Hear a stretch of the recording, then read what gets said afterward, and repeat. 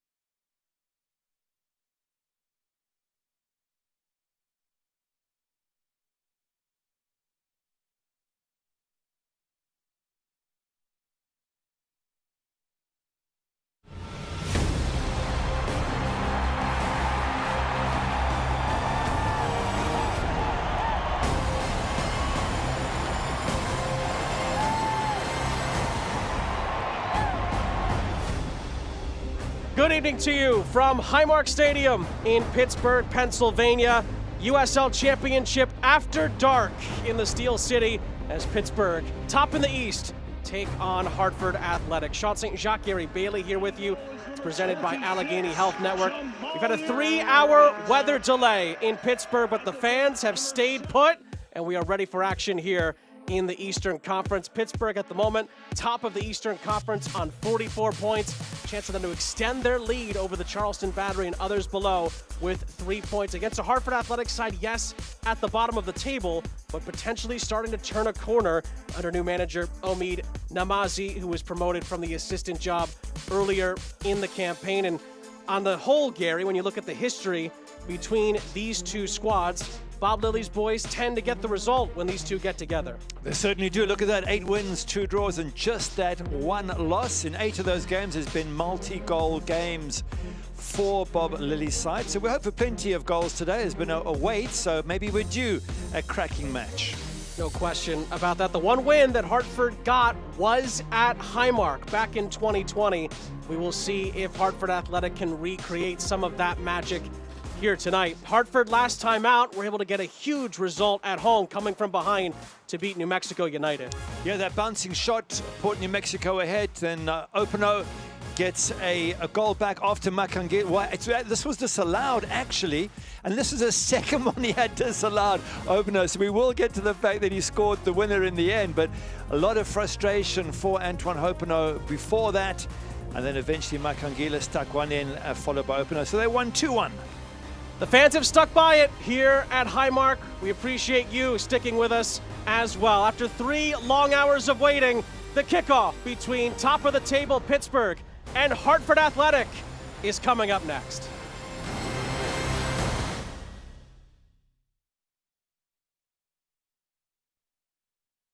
AHN, we see you when everything's going great. And when that's not the case at all. We see you needing expert care every single day. And excited for all that's to come. At AHN, we see you.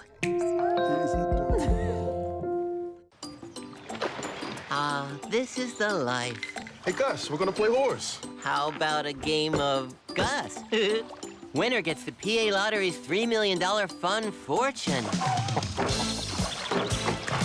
Oh. Yeah.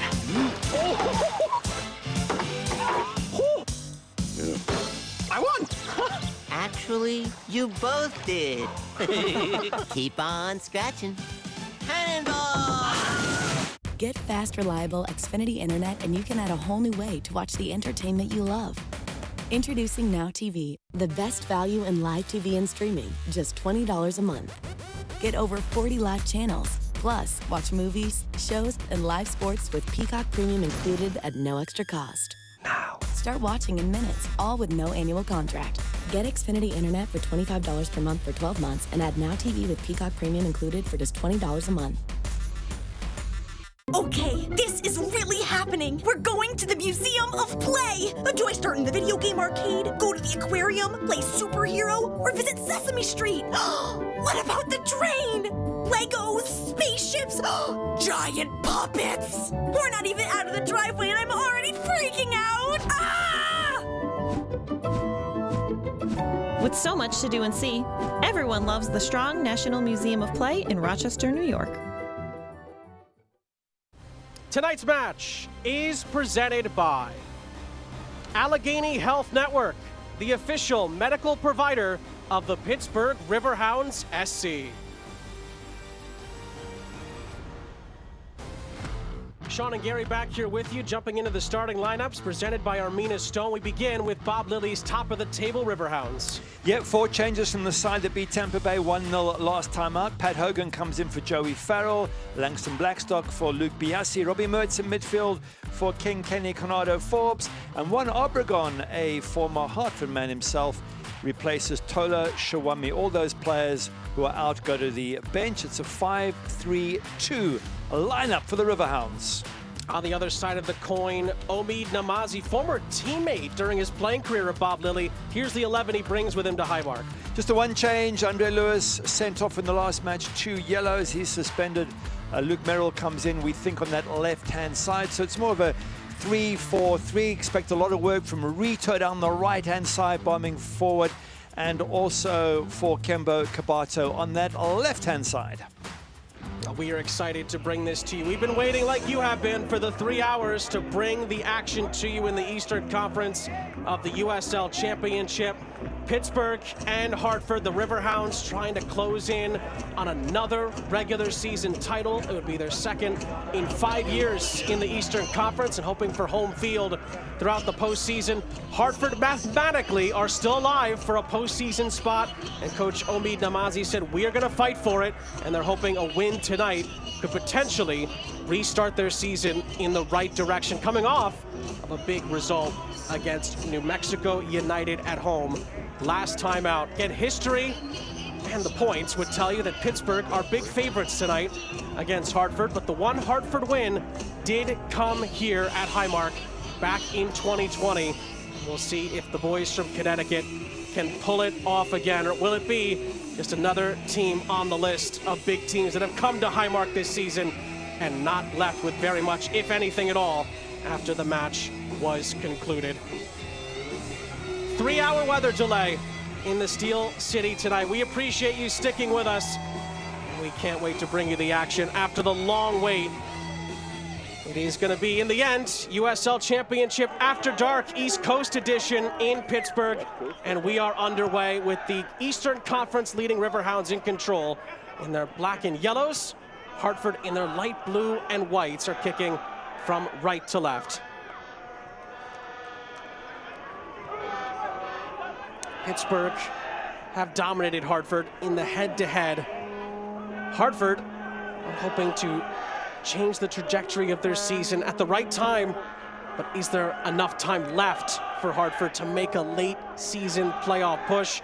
Pittsburgh have their eyes on the prize and their eyes on home field throughout the postseason. Can they recreate the incredible magic from 2019 when they won the East regular season title and nearly played for the trophy? So many big teams have come to Highmark, many have fallen. Hartford trying to recreate what Indy did a few weeks ago, handing Pittsburgh their first home loss. Will it be more fantastic play at Highmark from the Riverhounds tonight? We will wait and see, and we're happy that this game is kicked off after 3 hours of waiting. Absolutely happy, delighted those rain clouds moved away. We weren't sure they ever would, and the players have had to obviously keep themselves fit, keep themselves focused, and that's going to have a big part to play in who starts off on the right foot here. You would expect Pittsburgh at home with a decent crowd. I think, you know, besides the players, credit to the crowd who stuck around for 3 hours. Hartford from the free kick, which was awarded to them by John Maddow, our center official this evening. Can they get off to the right start here? Hartford Athletic. It's headed out of play by Langston Blackstock, who comes up a little bit slow to continue. Out for a throw in front of Bob Lilly. Head coach for Pittsburgh, was in charge of the team that had that incredible 2019 campaign, but came up short in the postseason. And so many big teams in MLS and the USL Championship have played Pittsburgh home and away this season. And Bob Lilly, after that incredible Open Cup run where they got to the quarterfinals, have continued incredible home form in the league. A win tonight will give Pittsburgh a 10th home win of the campaign. Yeah, they have been fantastic, no question about that. But this Hartford side, 2 wins in the last 3, and I know that's coming off the back of a very, very poor start to the season, but beating Las Vegas away 2-0, decent result on the road, beating New Mexico at home 2-1, and yes, they took a pounding in between against San Antonio, but up until the 74th minute, they were level at 2-2 with San Antonio. So I think Omid Namazi's done a really good job, and there is that sense that maybe they can still make the playoffs here, Hartford, and a good result today will go a long way to boosting their confidence. He talked to us about the push for the postseason. They're going to fight for it, and a win tonight for Hartford could potentially see them get back within 9 points of the playoff places, depending on how results go the rest of the weekend. And they would have to jump over 4 teams. That's the big challenge for Hartford if we're going to talk hypotheticals. But 9 points off the playoff places. There's still 10, 11 games to go. It's not impossible. And if you get off to the right start, it could be possible, but Antoine Opino misses a huge chance in front of goal for Hartford Athletic. Well, he scored last week. He had 2 goals disallowed. There's Rito. We talked about how he would get forward. He's got to hit target from there, and he knows it. That's a great ball in from Rito. It's right into Opino's path, and you fancy him to go the other side of the goal. Whip it to the goalkeeper's right, to Opino's left.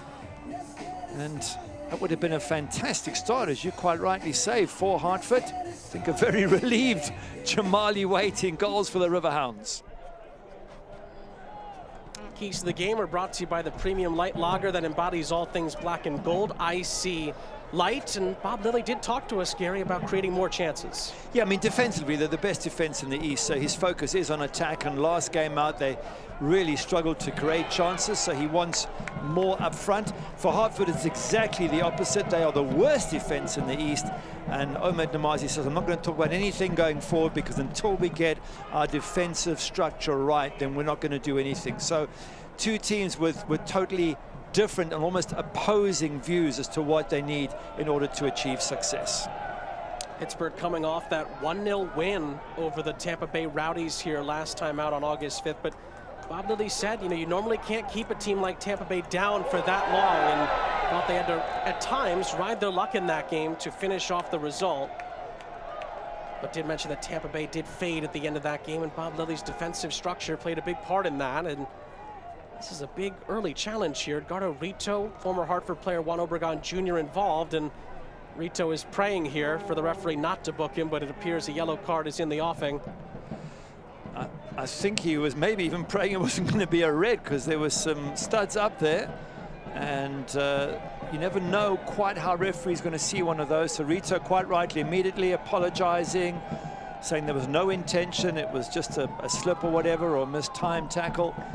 But I think he, in the end, probably was just quite happy to see it was only a yellow.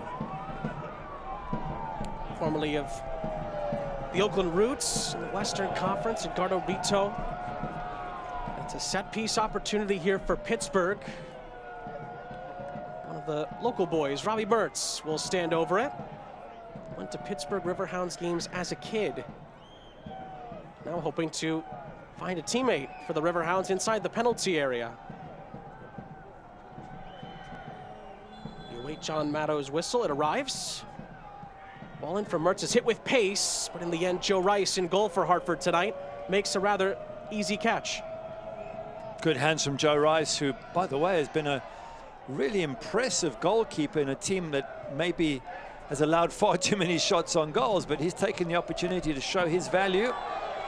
Another foul given away there, so keep an eye on Joe Rice. Made 2 great saves in the first half against New Mexico to keep his team at a 1-0 loss, and they went on to win the game, so credit the keeper.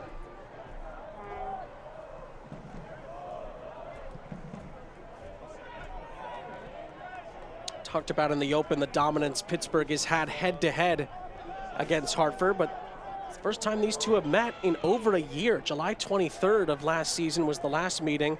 Pittsburgh won at Highmark by 2-1. It was a Shane Wheat stoppage time winner for Bob Lilly's boys that day. This is Ibarra in the attack for Pittsburgh. He hasn't scored yet this season. Langston Blackstock's ball into the middle is dangerous. It's headed to the edge of the penalty area and set up field towards Antoine Opino. Back towards Ibarra. Obregon Jr. Ibarra again. Mertz has space to work with. Danny Rivera runs onto it. Assessing his options here, Danny Rivera. Blackstock. Pittsburgh continues to probe around the penalty area. Griffin lets it run for Dos Santos. Pat Hogan. We'll send it back, and Dos Santos will reset. One stat I probably should bring up at this stage of the game, because you never know when a goal might come. The win that Hartford had against New Mexico United last time out broke a stretch of 27 straight matches without a win after conceding the first goal. The last time Hartford had come back, as a free kick is given there, was October 14th, 2021 against Loudoun. That game in 2021 broke a streak of 20 matches winless after falling behind. So the first goal for Hartford's rather important. 2 wins in their last 49 when they go behind in a game. So Omid Namazi's boys would do well. History would tell you they would do well to score first. I bet all the Hartford fans watching are thinking exactly the same thing. And what a chance it was for opener a few minutes back. I mean, he doesn't even hit target. It's one thing if you hit target, the keeper makes a save. You say, okay, well done, keeper. But he's missed the target. You could see his facial expression straight away. He was so annoyed with himself.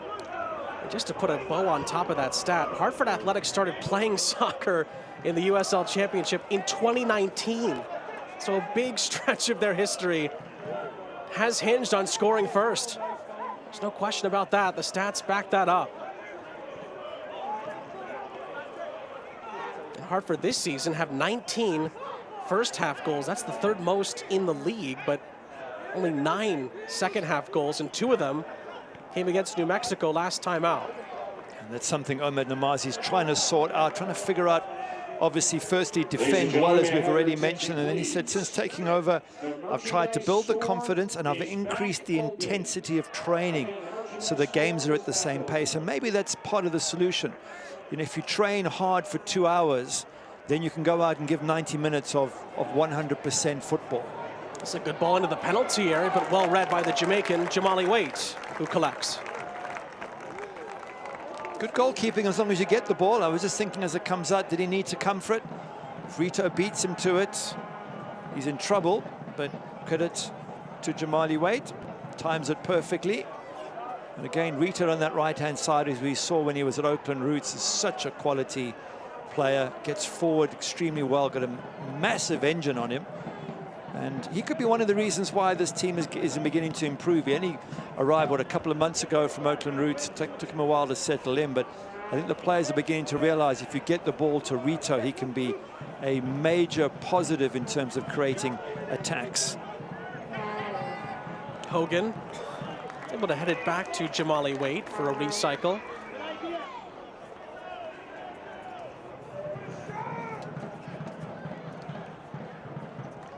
Can't watch the match? Turn on Sirius XM FC 157, North America's only 24/7 source for engaging soccer talk, including USL All Access Tuesday nights at 7 Eastern, plus your live matches from the USL, MLS, English Premier League, and more, all on Sirius XM FC 157 and the SXM app.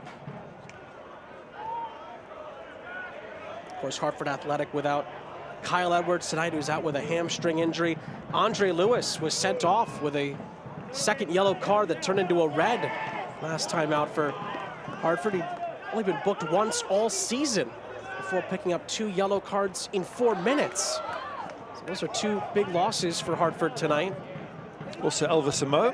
Yes. I believe he's on the mend, and he's a vital one in attack for them. So yeah, as when we spoke to him at Namazi, saying we have injuries that have hampered us, but then I guess most teams have at some stage in the season. So he said, no excuse. We've got to manage our way through this and make sure we can pick up points on a regular basis. And that's 13 goals lost there between those 3 players we just mentioned, Gary. So that's quite a chunk of the attacking production that Hartford's had this season that's not available tonight. Bob Lilly, 1 more win, and that'll be 100 as coach of the Riverhounds. Incredible that in 192 matches, he's only conceded 178 goals. It's 0.93 goals per game. What is that, over 6 seasons? That's not luck. That is just fantastic management or coaching and organizational skills.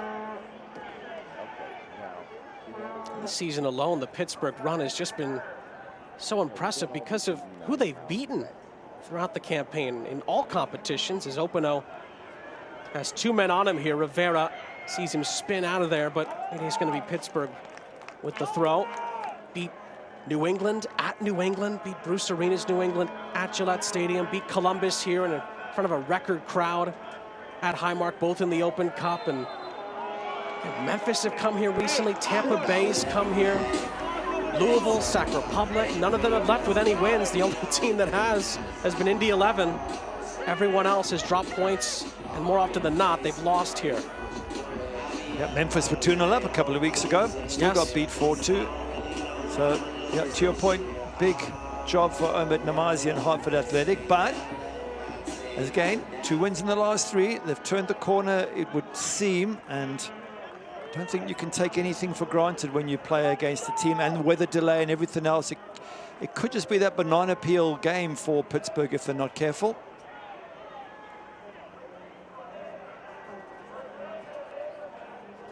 Rivera, incisive pass for Ibarra. Pittsburgh's Iron Man, Danny Griffin, got a brief touch onto that. He continues to not miss any league games in his remarkable start to his pro career, nearly 4 years in. He still hasn't missed a league game. Whether it's been the 5 he played for Huntsville and Next Pro, or the many he's played, over 100 now with the Pittsburgh Riverhounds. Yeah, I think we were talking about it earlier. It's 110 consecutive appearances as a professional in the league. Obviously not cup, but in the league. Wow, I mean, that is, to do that takes some doing to avoid injuries or recover quickly. That's an incredible run by Danny Griffin. Pittsburgh media team always gives us great stats. I don't know which one's better, the Danny Griffin stat or the Bob Lilly goals against stat, that the most long-term ones that they have to keep track of. They're both really, really strong. Hartford, of course, gave us some great stuff as well, including that goal scored against stat earlier on. Former Hartford player, Obregon Jr. gets onto it. A little of a give-and-go attempt between Robbie Mertz, but the visitors reclaim possession 15 minutes in. That pass picked off by Mertz. You mentioned Obregon Jr. Interesting that last season he was there at Hartford, and I think in 2021 was their top goal scorer, so important player. Went back to Honduras for a short spell and then decided to come back and chose Pittsburgh. Chance here for Pittsburgh. It's Dequa, and he scores! Albert Dequa scores another early goal for the Riverhounds. Scored inside of 3 minutes against the Rowdies. He scores within 16 minutes against Hartford, and after a 3-hour delay, it's a goal worth waiting for Pittsburgh. Hartford behind again.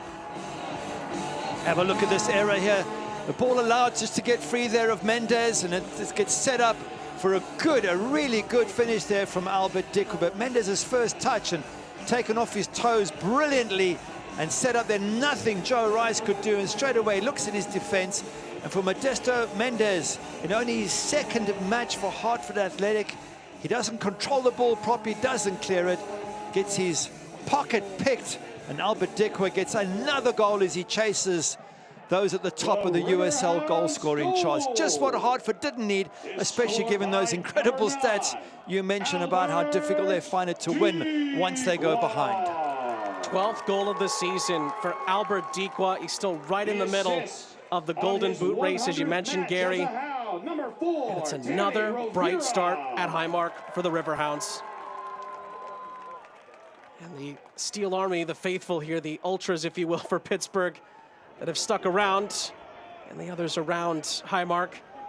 I've got to feel that their 3-hour wait for now has been much anticipated and worth it, with a goal inside of 16 minutes. Well, it was good pressure from Pittsburgh. And of course, we'll look at Mendez and say, well, you either control the ball properly or you kick it clear, but you can't knock it free and allow your pocket to be picked. But that comes from the high pressure, bodies in the box, balls in the box. And they did something very, very similar, Pittsburgh, in the last match against Tampa Bay. They put pressure on the defenders and they picked up the clearance, knocked it straight back in. Kibato trying to find a teammate in the penalty area. It nearly fell for Prince Sadie on the back end, but Pittsburgh do clear it for the time being. Just to finish that point, they knocked the ball straight back in. In fact, it was Ordonez and Tolo Shuamni and Albert Dequa combined for the only goal of the match. Free kick for the Riverhounds. Tristan Hodge concedes a set piece. Ball gets cleared right up the pitch, and referee saying, well, you put your elbow into Dequa's back. One thing if it's your chest, but you turn your body and you lead with your elbow, you're always going to get a yellow. And I think a little finger wagging from, well, didn't get a yellow, so you get a free kick, and a finger wagging from the referee as well. It was nearly a pass that fell for Ibarra. It is cleared across midfield. Offside flag is up against Antoine Openo. Shades of those two missed opportunities are goals that were wiped out against New Mexico there. Incredulous look from the former Detroit and Lou City player. Talked about Juan Obregon Jr.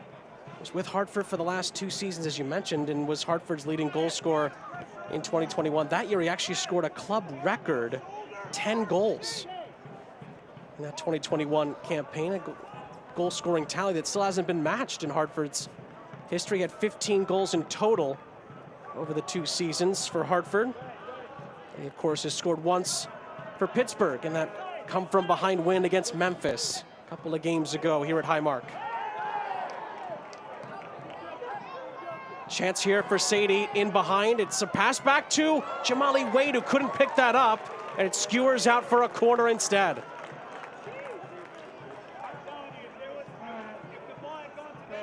Yeah, a little bit of pressure there from Hartford, and Ahmed Namaz has got to be happy with that. Jamali Wade, not the most convincing in that clearance. Have a look at it again, headed into the middle. Kabato just setting it up for Prince Sadie. And for a second you thought Jamali Wade was going to grab it, then he realized it was a pass back, tries to kick it clear. From the corner, Wade punches out of traffic. Hodge on a recycle. And Hartford get this back into the penalty area. They can, and it's bounced around. A handball appeal in there. Griffin clears, and Obregon Jr. controls. A couple awkward moments there for the Riverhounds defensively, but they do deal with it, and they're back in possession with Ibarra on the near side.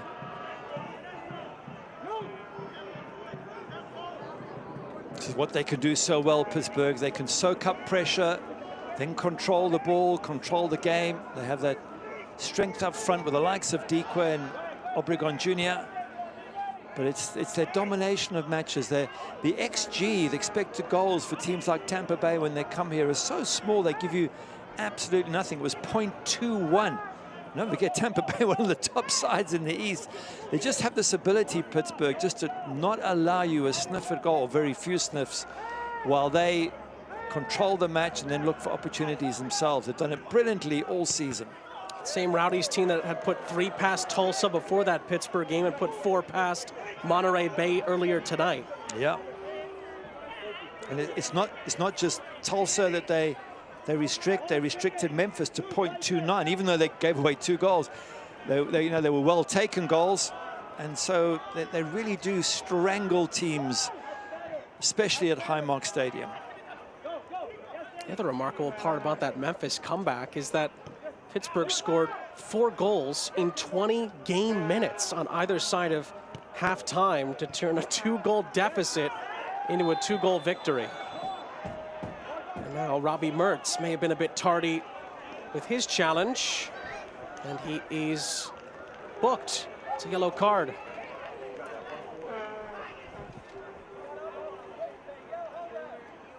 So a confirmation of a Robbie Mertz yellow card.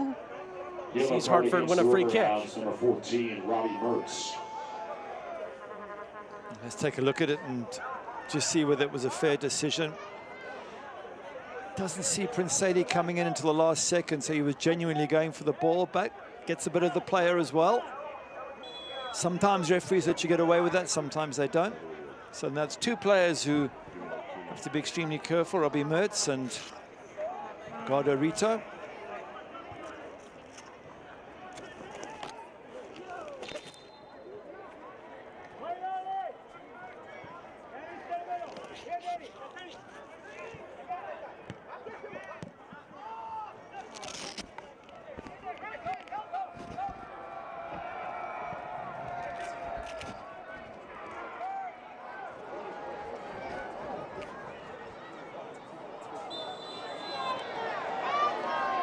That's a foul and a free kick. It's going to go Pittsburgh's way as Hodge is on the deck.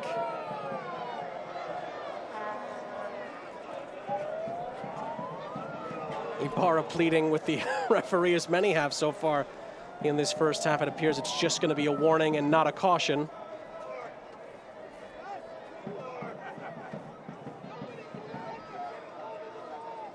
A couple of physical challenges already for Tristan Hodge, former Switchbacks player.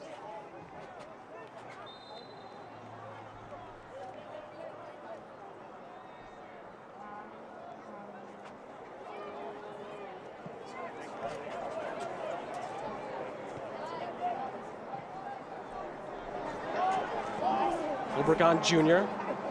played in behind. Back for Joe Rice. It's a poor touch, and Dequa nearly pounced on it. Hartford do play themselves out of trouble. Griffin trying to recycle the possession. He slides in. Rivera is there to back him up. Obregon Jr. resets. Well, we asked Bob Lilly because he played two up front in the Tampa Bay game last time out, though it was Dequa and Showunmi. Said that they caused a lot of trouble, besides the goal, of course. Showunmi's assist to Dequa inside of 3 minutes, and said that they would go back to it again at some point. Well, some point is tonight, and Obregon Jr. has taken the place of Showunmi. Maybe it didn't directly lead to a goal, but Dequa is on the mark again for the Hounds with that two up top. And Showunmi's been some player this season as well. And Dequa plays in Blackstock here. Langston Blackstock for Mark Ibarra. Still not definitively cleared, and then it's a poor touch from Blackstock on the back end, and it's a goal kick. And as you were talking about, Bob Lilly, and the changes he makes and bringing in one Obregon Jr., he brings in the likes of Langston Blackstock, and he makes a difference straight away down that right-hand side. Lovely turn from Dequa. Gets Blackstock away, but look, he cuts in here, then he goes back again the other way, gets the ball into a dangerous area, which first touch of Mark Ibarra is not the best. So he brings players in. He must make, on average, 4 to 5 changes every match, Bob Lilly. He rotates the squad, he keeps them fresh. But every player who comes on seems to do a really good job for the Riverhounds. And again, credit to Bob Lilly and his coaching staff, because it's not easy to do. And they just managed to pull it off time and time again. That ball was cleared and hit the scoreboard almost on that far side. It ricocheted out for a Pittsburgh throw. Thank you for keeping Highmark Stadium safe and smoke-free. Albert Dequa in the 16th minute. The assist was actually for Danny Rivera on Pittsburgh's opening goal, as the offside flag is up on the near side. Yeah, and that's another goal conceded by Hartford. They've now conceded 10 more than anybody else in the entire USL. 10 more than Las Vegas. We're the next worst across the two divisions, East and West. So again, that's why Omar Namazi says we're not worried about anything going forward until we can sort our defense out. You know, we want to make sure we keep clean sheets, and unfortunately, that's not going to happen here today. Yeah, coming into the night, Pittsburgh had only scored 3 more goals than Hartford this season, but they conceded 27 fewer than Hartford. I mean, that's the difference right there. And now massive. Now when you look at it, it's 28 and +4 as far as the goals scored between the two teams this season. For more information or to place your deposit A 32 goal difference, if you know what I mean. From goals scored minus goals conceded, the difference between the two is 32 goals, and that is just huge. But again, we're stating the obvious. Ahmed Namazi knows that. He's trying to solve it by getting the defense tighter at the back, as he complains about Tristan Hodge getting another whack. Tab Ramos tried to sort the problem. It's just not easily solved, clearly. Just one more note on Pittsburgh's defense. There's many of them. They've only conceded 20 goals all season. That's the second fewest in the league, and it's actually even more impressive who's in first. Sac Republic have only conceded 16 goals to this point in the season, and make no mistake about it, it's a big reason why the Pittsburgh Riverhounds are at the top of the East and Sac Republic are at the top of the West. Yep. Coaches will tell you time and time again, it all starts with the defense. You can build on that, you can keep it at 0-0 and sneak a win. And if you concede, then you're always chasing the game, something clearly Hartford haven't been good at the last 2 years, as you gave the stats. Free kick given away by Tristan Hodge, and Hodge is booked. Well, the referee counted the amount of big challenges he was in on his prior coming together. This time, the referee says it's one too many, and Hodge has his name taken. And I think Coach Ahmed Namazi upset because Hodge has been hit quite a few times and feels that he's taken more punishment than he's given out, and yet here he is on a yellow.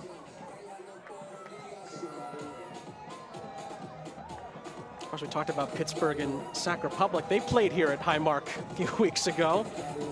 Fittingly, it was a 0-0 draw. Another set-piece opportunity for Robbie Mertz, who has the captain's armband on tonight with Forbes on the bench. Whips in a dangerous ball, and it's headed down. And again, it's right at Rice's chest in the end, and Arturo Ordonez nearly was able to add a second for the Riverhounds. That was a good header, wasn't it? He came in late, he came in strong. But if you go back to May, he scored 3 goals in 3 back-to-back matches, and I think most of those came from headers from set pieces. During most games, you'll also see many winding runs from Arturo Ordonez from defense into attack. Pretty good with the ball at his feet as well. Hodge cuts off the goal scorer Dikwa. And Kibato couldn't quite control that with Hogan there on the cover. Ordonez tried to pick out Obregon Jr. It was cut out. Rivera picks up the pieces here for Pittsburgh. Still has Obregon Jr. He goes for goal instead. And Danny Rivera ends up sending it over the top in the end. Good effort by Rivera, bombing forward on that left-hand side. Yeah, he's a little bit annoyed with himself he didn't hit target. So today is his 100th game for the Hounds. And he's already had an assist for the first goal. Would love to have scored as well. That's what you get on the left-hand side, Rivera. By the way, he's played at right wing back the last couple of games, now left wing back, so very versatile. And Blackstock has played on the left fullback, and now he's on the right. So again, Bob Lilly just switching and moving players around, and seems to work for them. Obregon Jr. lays it off for Langston Blackstock. Blackstock pokes it out for Rivera, becomes the 16th Riverhounds player to reach 100 caps. His ball into the middle is headed out of trouble. Of course, Danny Rivera scored against Memphis in that come-from-behind win. He scored the equalizer to make it 2-2 on his 98th appearance for Pittsburgh. And the reason I bring that up is because it was his first professional goal of his career on his 98th appearance. And in Pittsburgh Riverhounds history, that is the most appearances to have before scoring your first goal as a professional. Wow. Well, I guess his job is mostly as a defender. So long as he does that well, that's what he gets paid to do. Bob Lilly likes his versatility as well. Rivera's played at multiple positions this season. Obregon Jr. looking to hold up the play here, but he's dispossessed by Mendez. Hartford can try and build again.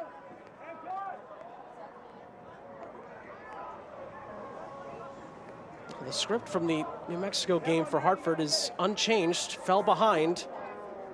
Can they come back this time? Here's Barrera. Bob Lilly told us he was worried about, one of the players for Hartford that can be a difference maker. He's been one of the best assist men in the league these last few seasons for Hartford Athletic. Yeah, I think Bob Lilly picking out a few players. He said Rito was a concern for him, opener, of course.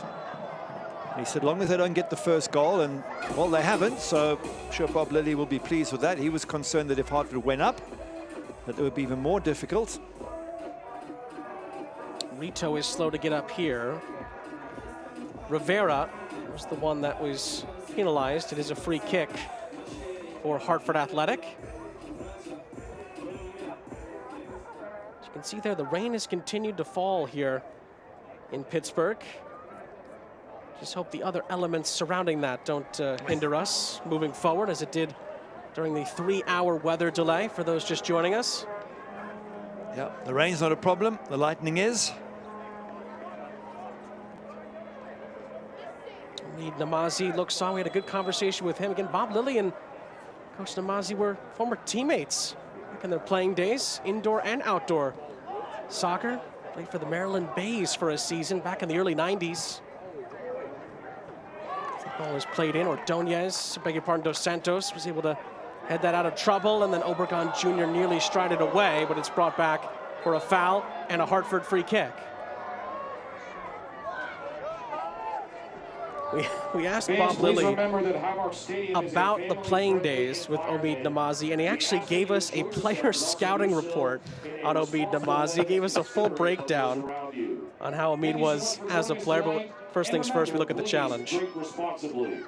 Nothing nasty, just the coming together of bodies. Not quite sure who did who to what, but the referee made a decision, and Rivera doing well to let that one run through for a goal kick. In the end, Pittsburgh do get to reset. A little bit of that player profile. At the time, Bob Lilly was actually coaching as well. He was coaching a women's team, he told us at the time, and said Omid was impressive as a player. So he was a guy that you always have to worry about on the scouting report, could create chances himself, and was a dynamic attacking player at times. And so that, we've talked through the years, we've run into each other every once in a while, but he said he was looking forward to seeing him and looking forward to coaching against him. Is Connor McGlynn with a challenge. And very quickly here, the referee is on the scene to book him. There's now 3 players from Hartford on yellow, so maybe the message from Omid Namazi was get stuck in, defend, be physical. And of course, you have to be very careful racking up these yellows, and they've already experienced Andre Lewis getting a double yellow last match. Once you're on that yellow, every tackle you make after that has to be well timed. Connor McGlynn just arguing that he shouldn't be booked. Let's have a look at it again. Again, you're turning your body. It's to the previous one. Once you lead with your elbow into somebody's back, and referees take a dim view of that.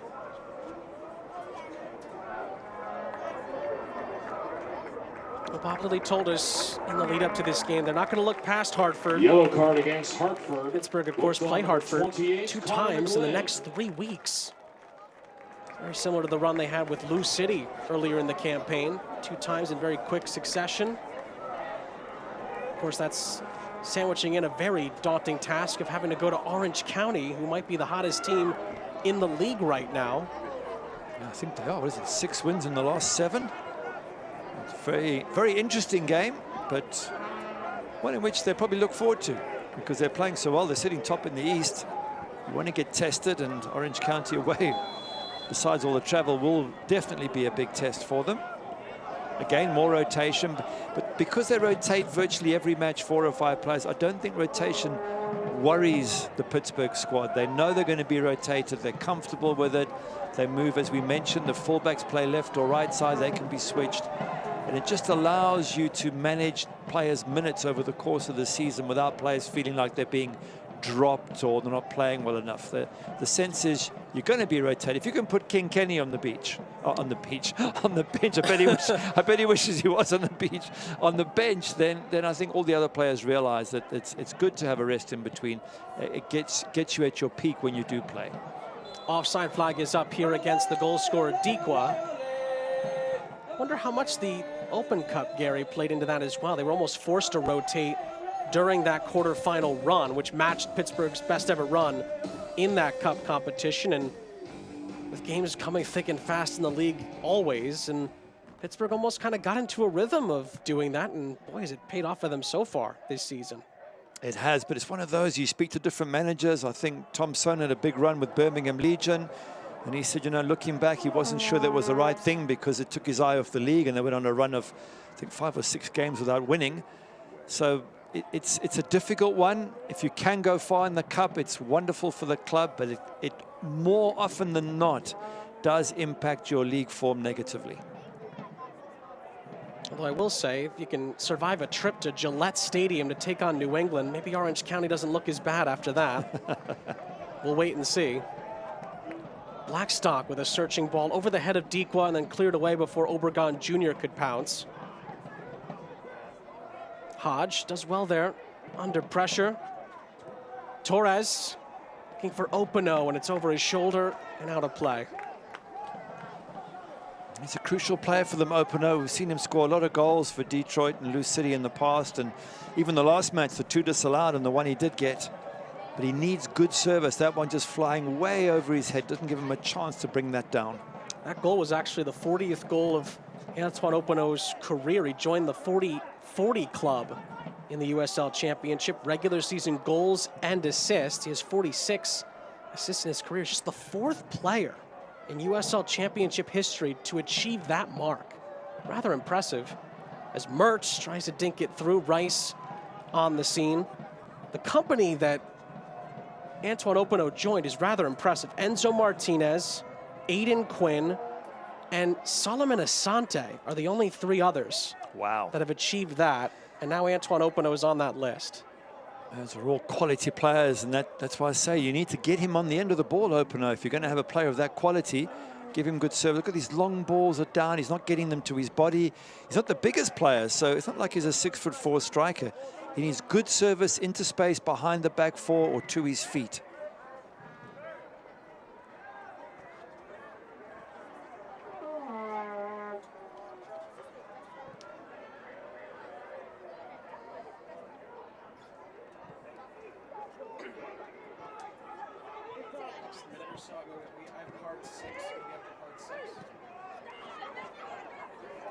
Nice turn by Dikwa into space, and he's brought back. It's a free kick. The shirt was held, it looks like. And the shin guard may have been lost on the way as well. Being retrieved. Mike's Beer Bar isn't only the home to the famous Steak on a Stone, but it's also the official watch party location of your Pittsburgh Riverhounds. Meet me at Mike's.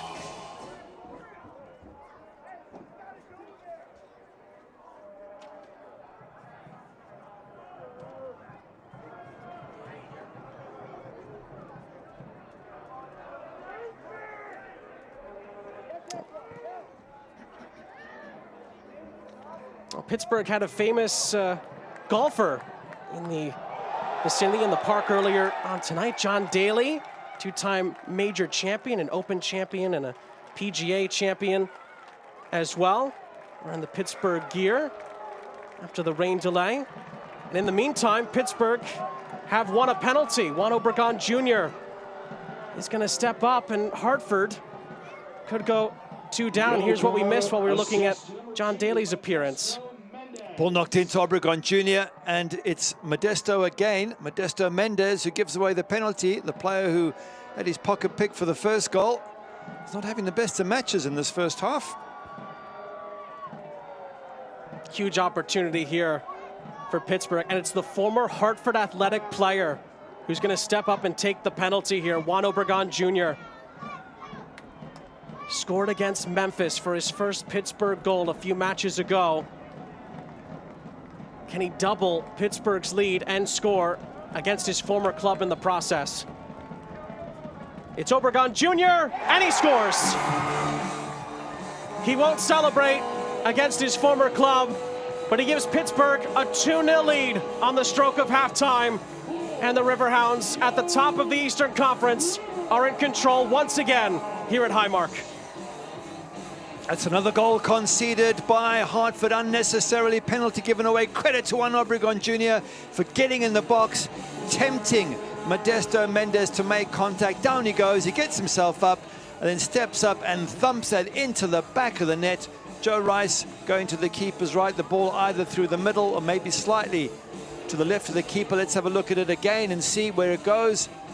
Looks like it goes a little bit to the keeper's left, and straight away, Juan Obregon Jr. says, I'm not going to celebrate against my former club. But it was his run into the box that has caused more problems for the Hartford defense, the leakiest defense in the entire USL. And those are 2 goals they've given away that they really shouldn't have. 2 goals as a Riverhound now for Juan Obregon Jr., and he goes down on the edge of the penalty area again, this time nothing given.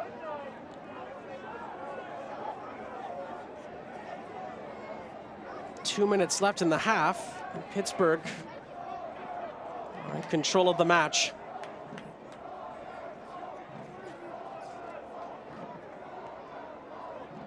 Sadie slips that through nicely for Openo. Just about keeps it in play.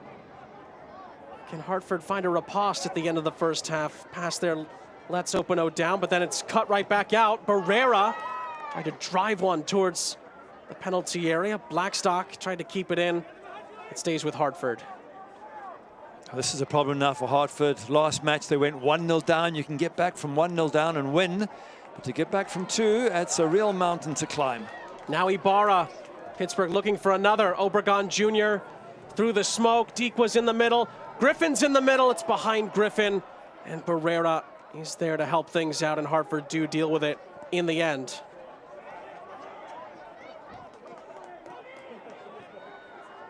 That's interesting for coach Ahmed Namazi, because he brought Modesto Mendez in, the 25-year-old Cuban. And this is now his second match. He's brought him in to try and make the defense tighter, but he's been complicit in both the goals scored by Pittsburgh Riverhounds. So maybe it'll take him a while to settle in, but so far not achieving the desired effect the coach wanted by making this defense a lot tighter. Barrera falls down behind the play. Maybe a bit of a coming together and a trip up.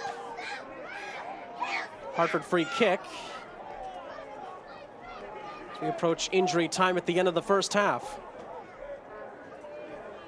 Goals from Deekwa and Obregon Jr. against his former club.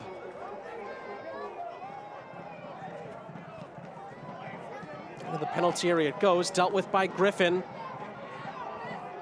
Deekwa was held again, but spins his way out of trouble and is taken down behind the play. Referee waited to see if advantage would accrue. It's a free kick for Pittsburgh as we enter 3 added minutes at the end of the half. That looked like a professional foul on Deekwa. That was a block stepping across, and referee picks that up and he gives the free kick, doesn't give a yellow card. Desperate times now for Hartford. They're having to defend with everything they've got. It doesn't get any easier when you look at what's on the bench for Pittsburgh Riverhounds. Shawamni's been in great form. Edward Keyser can score goals. Joey Farrell, Luke Biasi, these are all players, of course, Canado Forbes. And when they make their subs, which they will do in the second half, it's still going to be an equally strong Pittsburgh side, if not even stronger. Can Hartford find a goal at the end of this half to give themselves a lifeline here? Sadie closed down by Griffin. Great work again by Deekwa to win the ball back. Griffin's first time ball finds Obregon Jr. Now Pittsburgh could be on their way here. Ibarra has Mertz to his left. Mertz is played in. Mertz across the face! And Obregon Jr. was closest to it, but nobody got a touch. So close there for Pittsburgh. That's a great ball in from Robbie Mertz. It really asked the question of both defenders coming back towards their goal and strikers. Can you get on the end of this? Maybe just a little bit too far ahead of one Obregon Jr. But they were overloaded on the left-hand side, Pittsburgh. They had 3 or 4 players, and Hartford didn't, and they just sliced them open way too easily. Going to be some serious discussions that Coach Ahmed Namazi is going to have with his players at halftime if they're going to turn this around. Again, Omid Namazi talked about making a late season push potentially to make things interesting in the Eastern Conference playoff chase, but defensively, there's still clearly work for Hartford to do. Again, Pittsburgh are very tough. There's no question about that. There's a lot of game left, but to make that incredible run, they do have to improve the defensive side of the game. They do have 3 home games coming up, Hartford. One of those, funny enough, as you mentioned earlier, is against Pittsburgh. And at home, if they can get some positive form, they could still make a run at making the playoffs. Obregon Jr. slow to get up after a coming together with Barrera just outside the penalty area.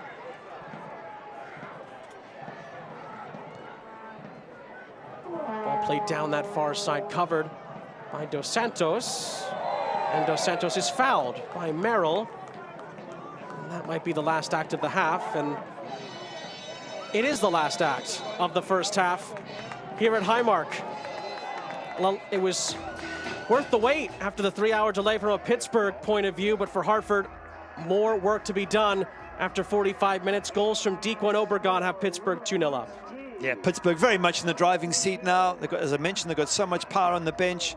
You can't see things going south for Bob Lilly, but he will push this team forward in the second half as well. So tough times ahead for Hartford Athletic.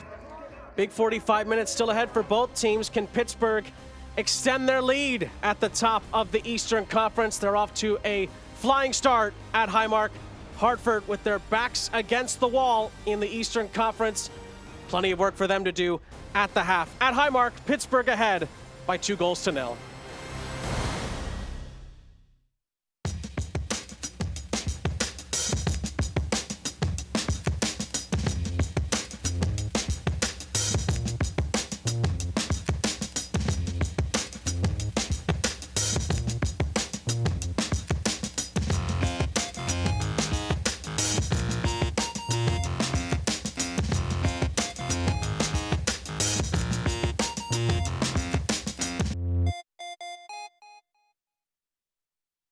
Cheer on the Riverhounds all season long at Mike's Beer Bar, Pittsburgh's home for local beer. With 21 TVs, over 300 local beers, and amazing food, Mike's is the place to be. Tell your friends to meet me at Mike's, Federal Street, right across from PNC Park.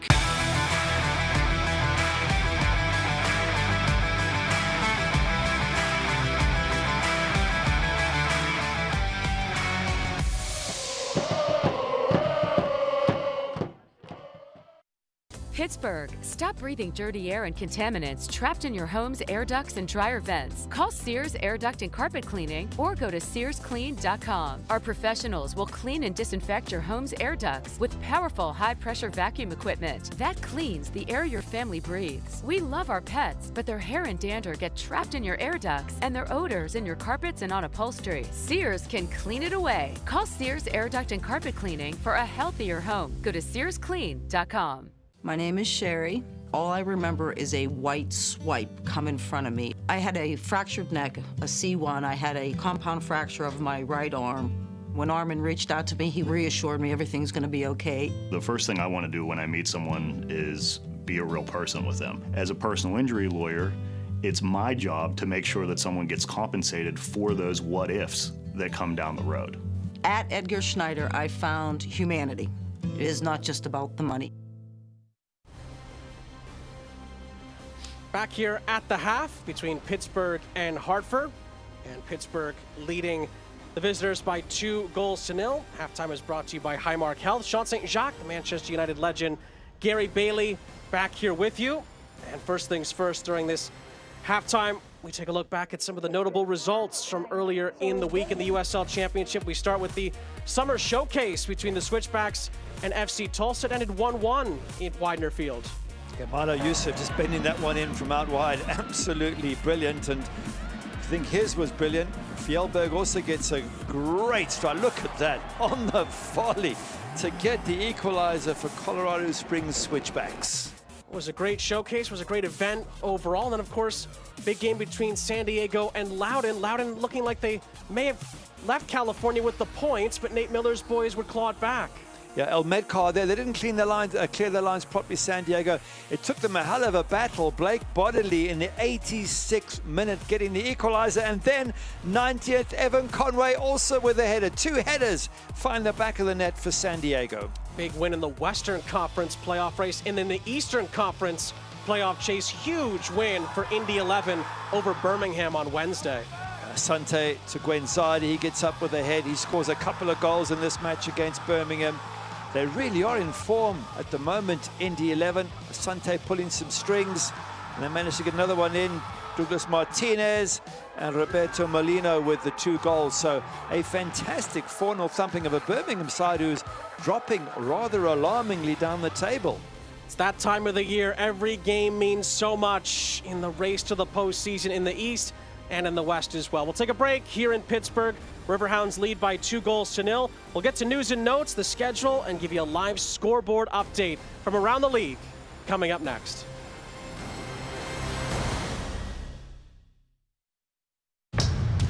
Are you ready? Ready for more of the game you love? Ready for more players and more teams? Ready for more stadiums, for more fans in more cities?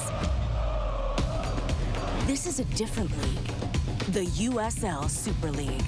Built for the future of women's soccer, bridging the journey from youth to pro, connected to the global game, and bringing it all closer to home. Are you ready?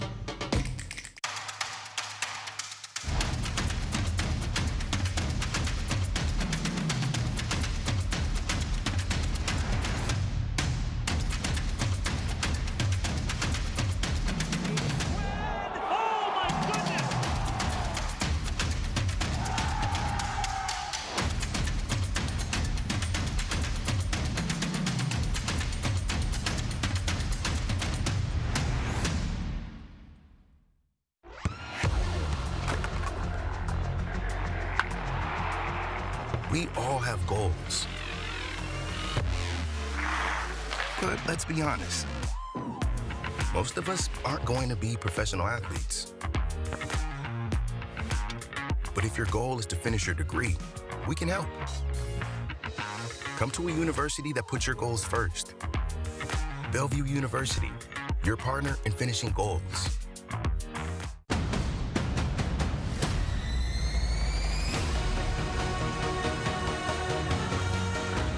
Sue here gives it a go, and Sue here from distance!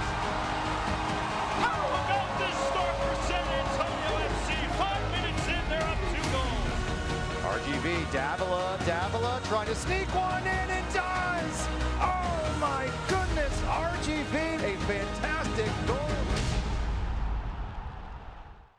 Curses! I've just returned from the Museum of Play.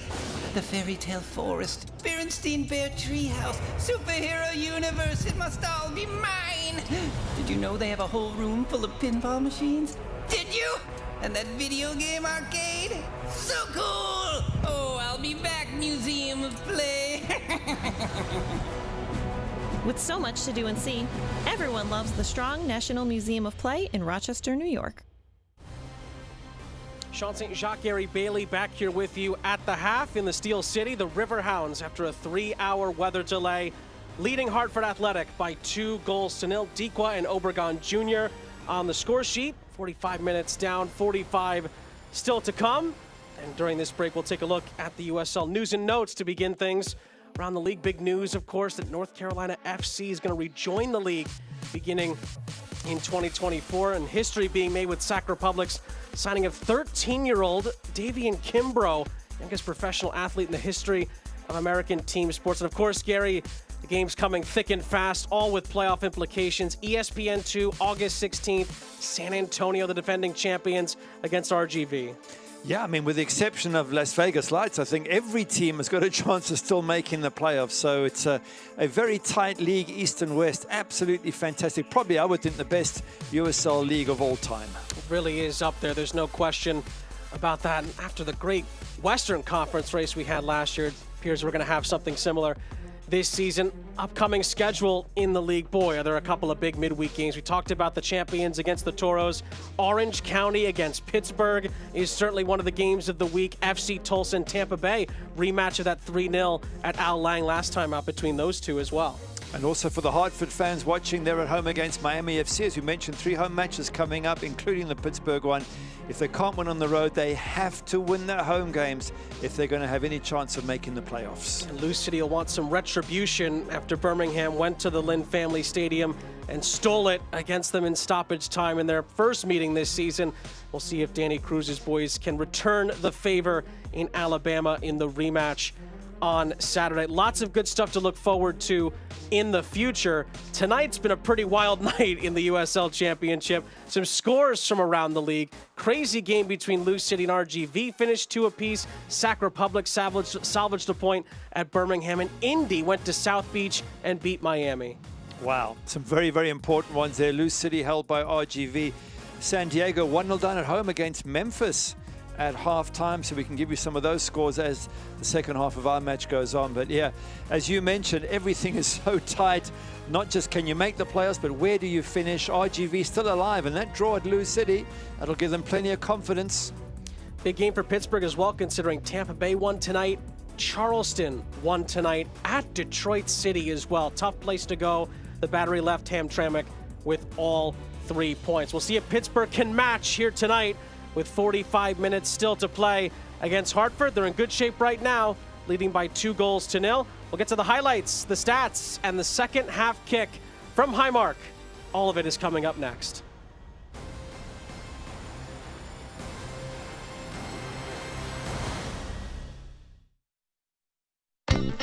Ain't no better feeling than a cold one in my hand. Well, that's why I'll be keeping Iron City in my plans. Oh, everywhere I roam, I'll be thinking about my home. Sitting pouring on the iron right before I go to rest. And when I'm laying in my bed, there's only one thing in my head. Just an ice cold can of Pittsburgh, PA's best. Sometimes you just need to stop and breathe. And sometimes you need to get up and go for it all.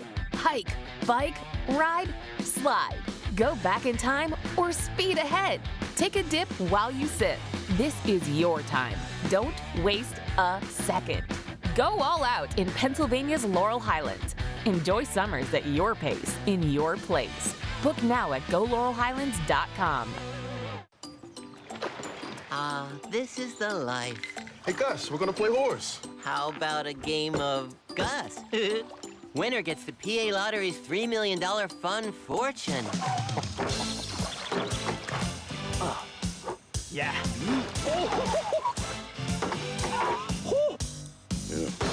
I won! Actually, you both did. Keep on scratching. Cannonball! The first thing I'm gonna do at the Museum of Play is scale the beanstalk. No, wait, the giant Etch-a-Sketch. Yes, maybe the video game arcade. Oh, who am I kidding? I'm riding the choo-choo. Whoop, whoop! Yeah, the Museum of Play really is the ultimate place to train. Get it?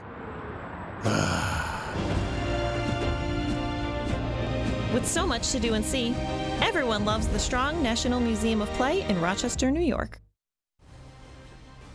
Sean St. Jacques, Gary Bailey back here with you at the half between Pittsburgh and Hartford. And so far, the script has gone very similar to the more recent meetings between these two. Pittsburgh leading Hartford by 2-0. Let's recap the first 45 minutes with halftime highlights. And Gary, we begin in the 4th minute with Hartford on the attack.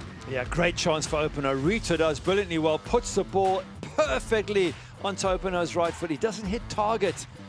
He's got to hit target firstly. He did look very exciting, Rita, on the right-hand side early on, but we didn't see much more of that after that opportunity. That was their chance to go 1-0 up in the 16th minute. Well, Danny Rivera, give him great credit there. He takes the ball right off the toes of Modesto Mendez, and then Albert Dikwa does what Albert Dikwa's been doing all season, back of the net. His 12th goal of the season, still very much alive in the Golden Boot race. And then 20th minute, Hartford again trying to create a chance. Yeah, this is a nice run. Kabato plays the ball to Prince Sadie. It's more of a pass back that the goalkeeper doesn't deal with. It's not really a chance for the visitors. They didn't threaten much after that first chance from Openo, but at least Prince Sadie trying to get into the box. They just shut him out, and they dealt with the corner that came in. And then 41st minute, it was 2-0. Who else? Juan Obregon Jr. gets in the box from behind. Got to leave him alone, Modesto Mendez. You cannot tackle from behind when he gets in the box. Down he goes, gets the penalty. The former Hartford man there doing all the damage because he steps up and thumps us past Joe Rice. And now you've got to think that Pittsburgh are well on their way to victory. Didn't celebrate against his former club. And as we take a look at the halftime match stats, 2 goals for Pittsburgh on 3 shots on target, 2 shots for Hartford. None of them on frame. Oh, there's your problem. They haven't got a shot on target, so they're not going to score, and they've given away 2 goals. And I think goals they shouldn't have given away. And you've got to look at Mendez on both of them. So not happy reading for Hartford fans at halftime. We'll see if Hartford can come from behind in this second half. It does look like that some changes were made during the halftime interval. Junior Etu, he's on for Pittsburgh. And Edward Kizza came on as well for Juan Obregon Jr. So a double switch for Pittsburgh. And that's Beverly Makangila, who has come on for Hartford at the halftime break for Kembo Kibado. So both teams making halftime alterations, with Pittsburgh ahead here at Highmark by 2-0. Sean St. Jacques, Gary Bailey, our entire crew really appreciate you sticking with us after the 3-hour weather delay we had earlier in the evening. That is Pittsburgh, after that long wait, didn't waste much time taking the lead after 16 minutes and then adding a second on the stroke of halftime. Juan Obregon Jr. coming back to haunt his former club. Didn't celebrate, but Pittsburgh are 2 goals to the good. Interesting that bringing Beverly Makangila on, the Hartford coach Ahmed Namazi. He scored a great goal last match against New Mexico from all of 30 yards out. Fantastic strike. Thought he might have started the match. So they brought him on now to see if he can just drive them forward. If they get 1 goal, they're back in this, obviously, for Hartford. So that's their aim. The problem is they've got to make sure they don't give any more away. And that's got to be focus number 1, as the Coach Namazi said. Got to keep getting, you know, clean sheets. Even if it's, you look at it from a defensive point of view and say, just the second half, let's keep a clean sheet. It's something. You can break the game into sections. You've given 2 away, done and dusted. Now try and keep a clean sheet second half. And then if your attack do get a goal, you're definitely back in this game. And Pittsburgh went right to their depth at halftime as well. Talked about Kizza for Obregon Jr. Etu came on for Robbie Mertz, who was sitting on Pittsburgh's only yellow card from the first half.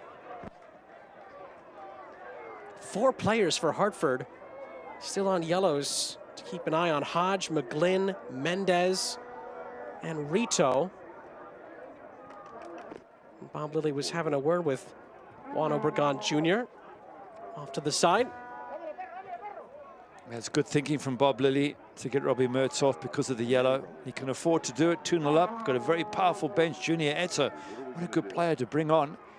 Problem for Hartford is they can't take off all their players who are on yellows, or not easily. And so every one of them, as you mentioned, first half, have to be very careful. So you're 2-0 down, you're 4 yellow cards to 0 on players that are on the pitch. You really are facing a tough mountain to climb, Hartford. But again, just the 1 goal, and suddenly the atmosphere within Highmark will change. Again, not many stats really go in Hartford's favor in this fixture. This is another one.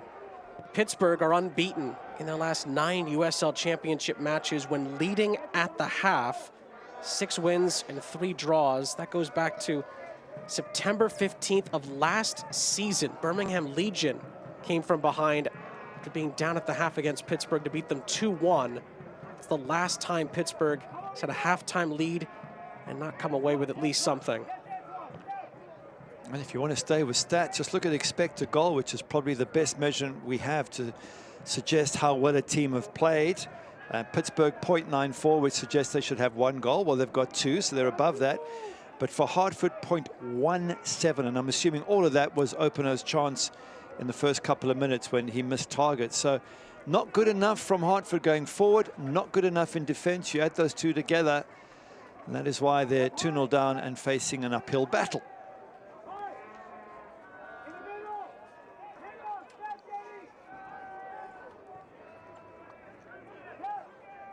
Ordonez. Another weaving run from him. He's certainly capable of that. Ibarra plays in Etu. Rito made the challenge, has to be careful on a yellow card. It ends up being a play-on scenario.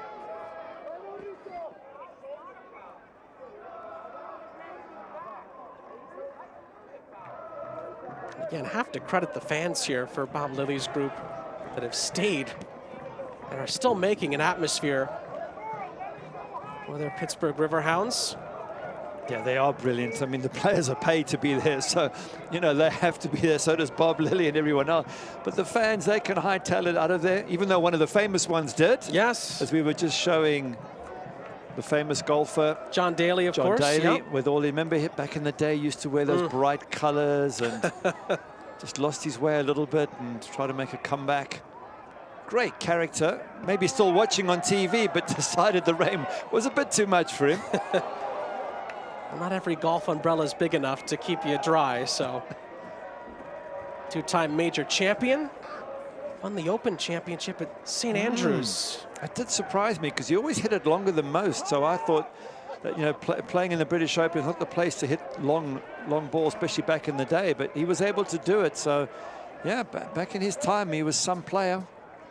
And won a Wanamaker Trophy, PGA champion as well. Early 90s, John Daly. And clearly a Pittsburgh Riverhounds supporter. Why not? And if he's still watching, he'll be a very happy one at 2-0 up.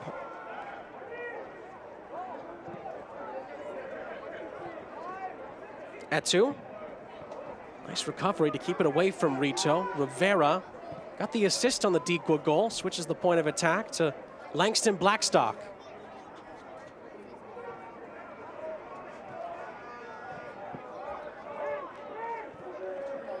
Ordonez lets it run for Etu. Dikwa has really been having his way so far tonight, and he finds Ibarra beautifully. Kiza's in the middle. Ibarra tries a reverse pass in the end. Blackstock gets on the end of it somehow and keeps it alive. Dos Santos. Near side for Ordonez. The tough part for Hartford as well is there's not many better teams at managing a lead in the USL Championship than the Pittsburgh Riverhounds, especially when they're at home. Yeah, 100% agree with you. And on top of that, on their bench, they've still got Conrado Forbes, Tola Shawamni. He's got 2 goals and an assist in the last few matches. Luke Biasi, I mean, they can bring on all these fresh legs.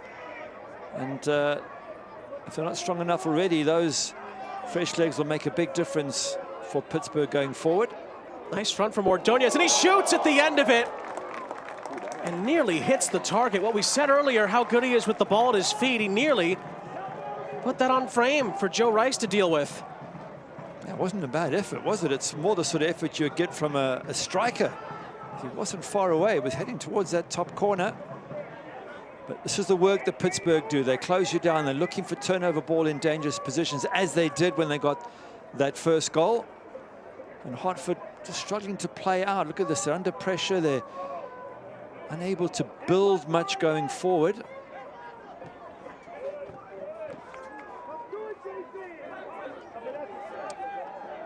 Ibarra thought about running into space and instead recycles the possession.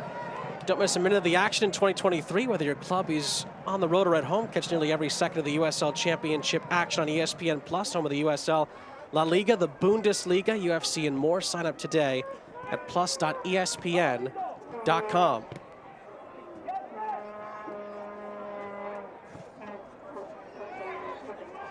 Dikwa. Dealt with by Hodge. Makangila dropped by Ibarra. Free kick.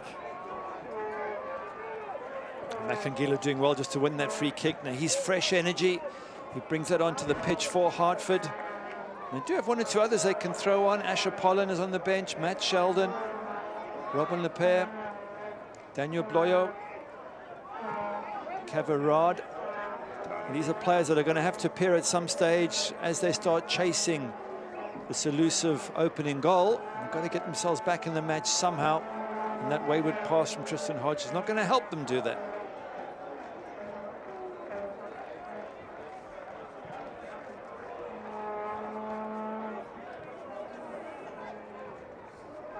Of course, we are keeping an eye on the games going on elsewhere. Phoenix and El Paso. They just kicked off. Still 0-0 in the 13th minute of that game. Always love when we get to that part of the season, Gary, when we're scoreboard watching. So many games impact so many results in the table. They do. I mean, there's only a handful of teams that are pretty sure of making the playoffs, Pittsburgh being one of them. And the rest, there's like 2 or 3 at the top are virtually guaranteed, but the others, it's very, very close. And for those teams, every point is going to count towards the end of the season.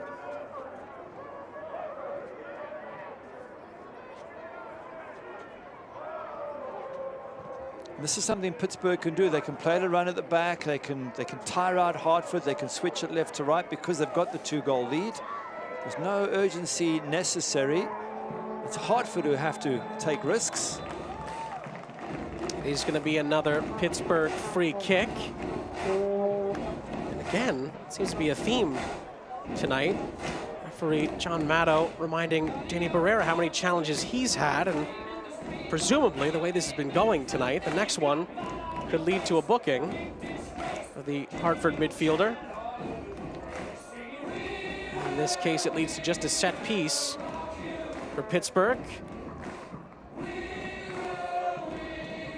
A brief conference here between Bob Lilly and Arturo Ordonez.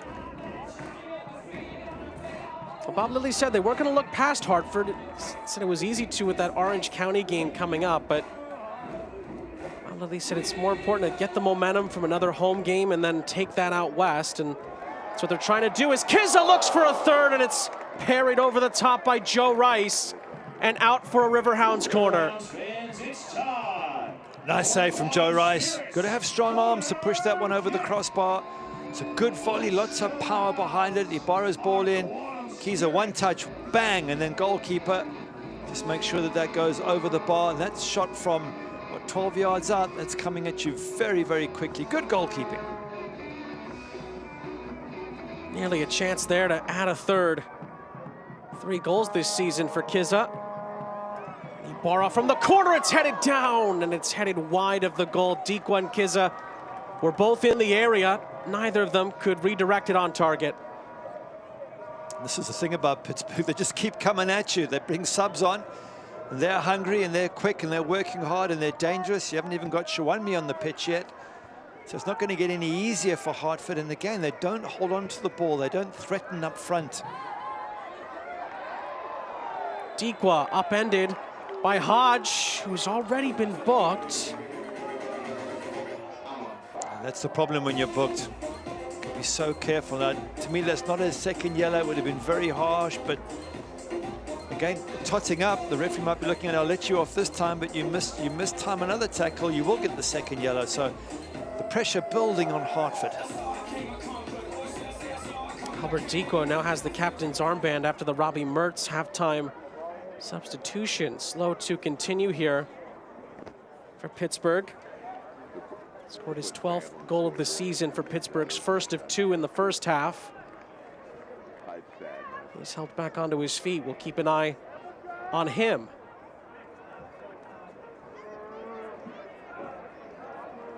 That's a tough spell for coach Ahmed Namazi. Do get the sense that he might have to start planning for next season if they can't catch up, if they're too far behind. From the set piece, Ibarra. Hogan's central header. Flag is up. And it's offside, and it's a free kick. Just to finish that point, if they don't make the playoffs or they get too far behind, then the coach will hopefully be given the opportunity to build for next season. Because they really are a long ways off. It's not easy to make up, what is it, 10 points or thereabouts, depending on other results. In the live table, it's currently 13. 13, wow, that's a lot of points because you're making them up. The players, the teams around you are also picking up points. So you have to get sort of 16, 18 of the next 25 points, 24 points if you want to get the math right. Then if you're going to talk about the next 8 games, it's not easy to do. They've got to go on a really good run from now on, Hartford.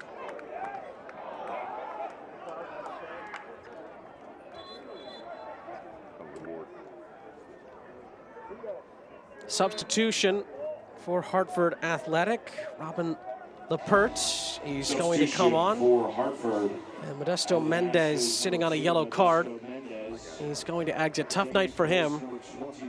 Hartford looking to, well, take a player off that's on a yellow. That's number 1, but number 2, trying to shore up things defensively to give themselves a chance to get back into this game with half an hour left. That's why a lot of people going into this game kind of felt, and I think us included, that Hartford really needed to win this game. They can't drop points very much the rest of the way if they are to make a miraculous run and get back into this playoff chase. And with a win, they would have gotten to within 9 points of Tulsa, who are currently in 8th place, last playoff spot. And of course, you have to factor in that they'd have to jump over 4 teams. And like you just said, Gary, other guys, and I should say other teams, are going to pick up points, but He's not gone Hartford's way so far tonight. Rivera curling it in to Rice in the end. We're just looking at the matches ahead for Hartford. Miami at home next game. Miami losing this evening, so that's a team that's close to them in the East that they need to beat. Then it's Pittsburgh at home. Well, we know how good Pittsburgh are, so even though they'll be at home, Hartford, oh, Joe Rice taking a bit of a risk. And then El Paso at home, who seem to be on a bit of a slide. So, you know, 3 tough matches, but if they can get 2 wins and say a draw, the problem is their next match is Tampa Bay away. So those 3 home matches, as I say, 2 wins and a draw is the minimum they must take from it. And then see where they are. But anything less than that, and they've got a lot of catching up to do and very few games left to do it. Had to stop playing there. Rito takes it away from him. Openo tries to cross it back to Rito, and Dos Santos sweeps it away for Pittsburgh. Of course, this is Hartford's 5th season in the USL Championship. They made the playoffs back in 2020 under Roddy Jaidi during the COVID-shortened season. Of course, had that heartbreaking loss against the now defunct St. Louis FC at home. But since then, they have not been able to get back to the postseason, Hartford Athletic. And again, if things don't change in a hurry, it will be another year without playoff and postseason games for the Hartford Athletic boys here. Out of play, it's a Riverhounds throw. Of course, for Pittsburgh, they're trying to get the #1 seed in the East, as they did back in 2019, and then made a deep playoff run before Lou City came to Highmark and ended their incredible season.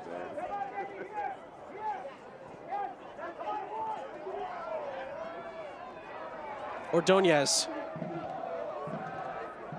Substitute, Kiza was harried. And then Pittsburgh, again, very composed on the ball, keep possession. Yeah, how good were Pittsburgh there, Ordonez as well. They do hold on to possession really well. And they hound you, which is the right word for the Riverhounds. They hound you when you've got the ball. That's the game, what makes them such a good team. I'm sure Obed Namazi will sit down with his players after this match, no matter what the score is, and say, right, that was a good team, a really good team we've played. What do we learn? How do we improve? How do we emulate the way Pittsburgh play?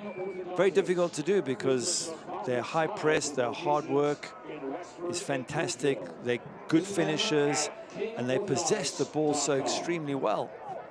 Barrera, it opens up for him, and Waite makes the save, parries it away. Down to his right, one of the better chances Hartford's had in the second half. Maybe the best chance since the Openo opportunity inside of 3 minutes. Yeah, good shot there from Danny Barrera, and it's one of the very few times we've seen Jamali Waite have anything to do. Not easy for a keeper if you're just standing there watching the game, so keeper responds really well under that shot from Barrera. You can see it again coming in here. Again, haven't seen enough from Danny Barrera. I think back to previous years, and he'd be on the edge of the box firing in shots a lot more often. Jamali Waite just pushing that away from the danger area. So if they are to make a run for it, then their captain and their talisman, Danny Barrera, needs, I think, to perform at a slightly higher standard that he's been able to do in previous years.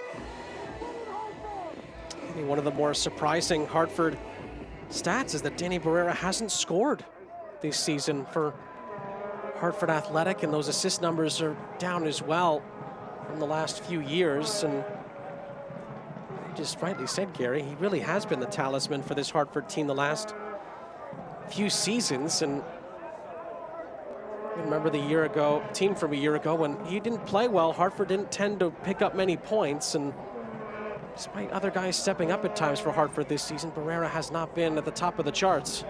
What is it, no goals and just 1 assist in 18 matches? Well, he's had double figures for assists season after season. He's always brought in a whole bunch of goals as well. So, yeah, not at his best.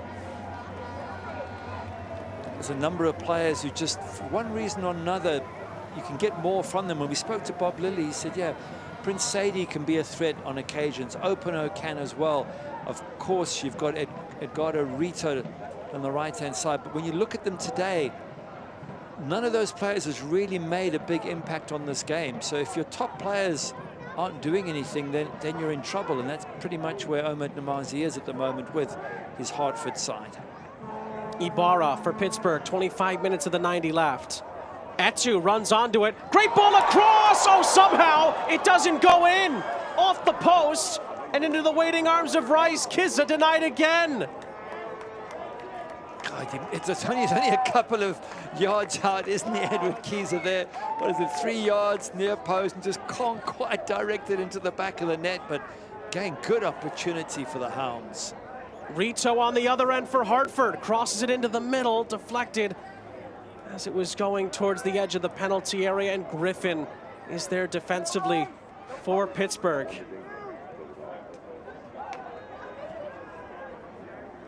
At one end, Pittsburgh nearly finished the job, and at the other, Hartford nearly got back into the game.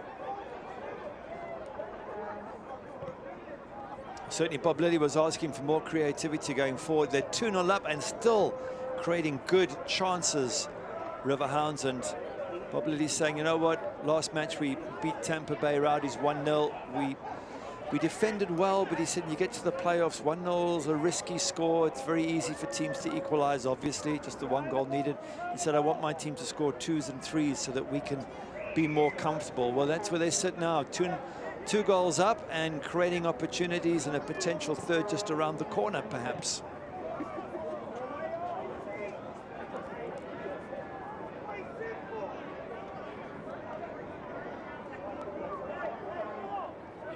So maybe point to the Tampa Bay game last time out as a Bob Lilly masterstroke, the way they defended and wore the Rowdies down here. But just the one goal from Dikwa, to your point, and to Bob Lilly's point. The Rowdies are a team that, as we've just seen the last few match days around that Pittsburgh defeat, that tend to put multiple goals past many opponents. Pittsburgh were able to see it out, and Bob Lilly said that he thought that the Rowdies kind of ran out of ideas at the end of the game due to Pittsburgh's great defense, but in the playoffs, you're much less likely to get away with that.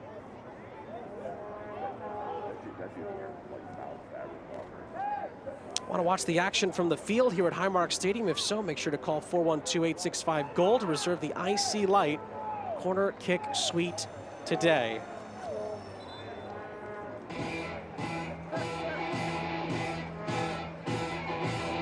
Substitutions for Hartford.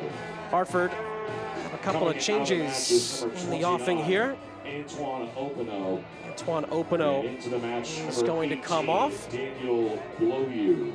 Daniel Bloyu is going to come also on. Coming out for Hartford. For Hartford Athletic. Danny Barrera. Danny Barrera is also going to exit into the match number 16 for Hartford.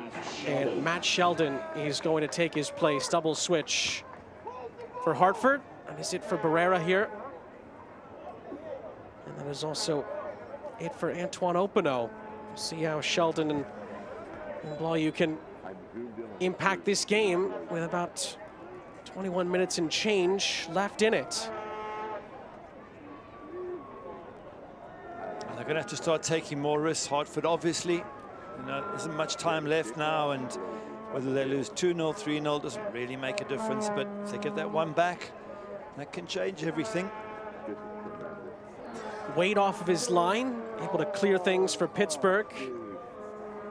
Rivera trying to win it back, get some help from Ibarra. Pittsburgh back in possession with Ordonez. And we talked about what the result means for Hartford if it stays like this. For Pittsburgh, if it holds, Pittsburgh would go 4 points clear of the Charleston Battery for the #1 seed in the East. And Pittsburgh would be sitting 2 points clear of Sac Republic for the #1 overall seed in the USL Championship playoffs as it stands. That's impressive, but they're going to need those points because the next 3 matches, Orange County away, the most informed team in the USL. Hartford away, who'll be desperate for revenge if this result holds. And then San Antonio away. That's a little tough spell, but if you're sitting at the top of the table with a few points in hand, then that's a great position to be in.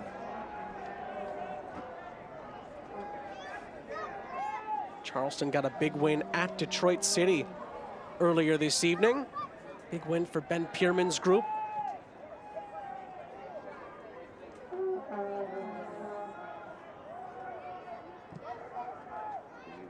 Of course, a lot of teams around Pittsburgh have been winning tonight, or at least picking up points, as that's going to be deflected out for a Hartford corner. Good work from Edgardo Rito, and it's a set piece. Mike's Beer Bar is the for official Athletic. launch party location of the Pittsburgh Riverhounds. Come by this Wednesday, August 16th at 7:30 p.m. The Hounds will battle Orange County. Meet us at Mike's. A couple of times Jamali Waite's been tested in this second half. Will he be tested again here? Rito from Torres. It's blocked high into the air by Griffin. Be a chance to wave at it by Merrill. Merrill's then brought down by Kizza, and then maybe dragged Kizza down with him here. And it's going to be a free kick for Pittsburgh. I think he held on to Kizza's boot on the tail end of that play. And Pittsburgh can alleviate the pressure. There's a bit of a messy play there, that players pushing and shoving for the ball. Have a look at Merrill. He's looking over his shoulder, can't quite see where it is, goes down, tries to make out that he's been injured, grabs a boot that sort of was coming his way. So, all part of the frustrations, no doubt, that they're going through at the moment, Hartford. And I think the referee has just given a yellow card to either Omid Namazi or one of his staff members here. And it is for Coach Namazi. He's been booked here by the referee. I think Namazi probably feels that the call should have gone the other way, that he was knocked over, Luke Merrill, and then stood on.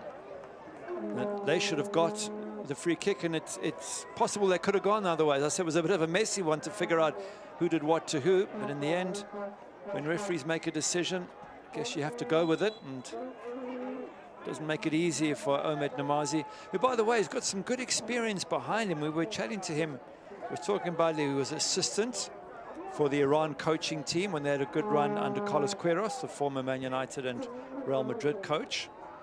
Rito in behind for Hartford in the meantime. Ordonez clean as a whistle on the challenge. And Pittsburgh get possession back. Then to that point about Omid Namazi, he also had a short spell in charge in Denmark of a club, and has worked with Tab Ramos for many years. So he's got a lot of experience behind him. Experience in the US national teams as well, the youth national team. So he brings a lot to the table, but it's a big challenge for him, certainly to make the playoffs this year. It's a massive challenge for Omid Namazi. You and I, Gary, talked with him about the pressure that Hartford is under, and Omid Namazi, paraphrasing here, basically said, try coaching in Iran with a World Cup bid on the line. Then you'll find out what pressure is about. So he's been around the block quite a few times as a player and a coach. That's why Hartford are hoping that if it's not a late run this season, that maybe next year he could lead them back to where they expect to be, which is in the playoff conversation.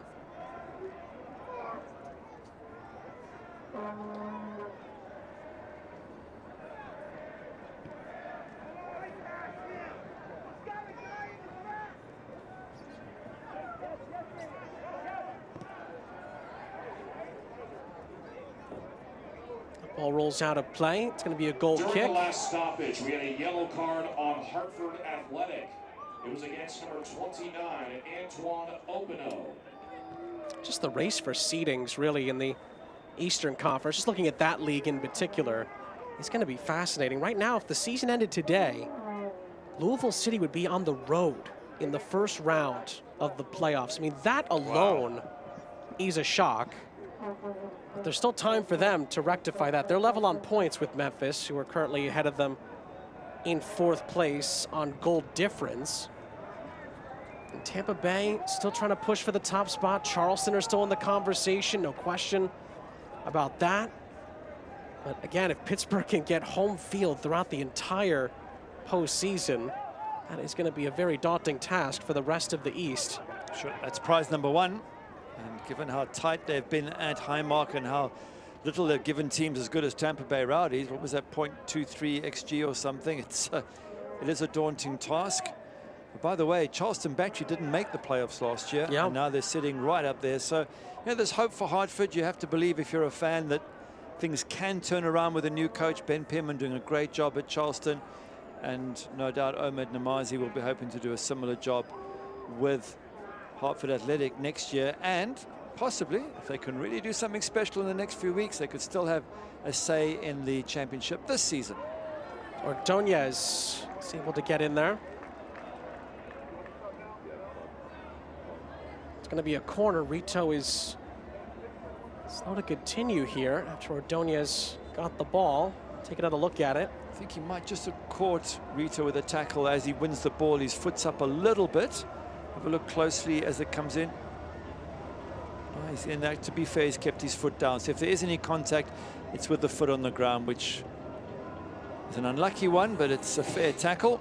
Looks like both teams are also getting substitutions ready as well. Tola Showanmi is going to come on for Albert Dikwa. Danny Rivera is going to come off. Luke Biasi is going to come on for Pittsburgh. The final 14 minutes plus.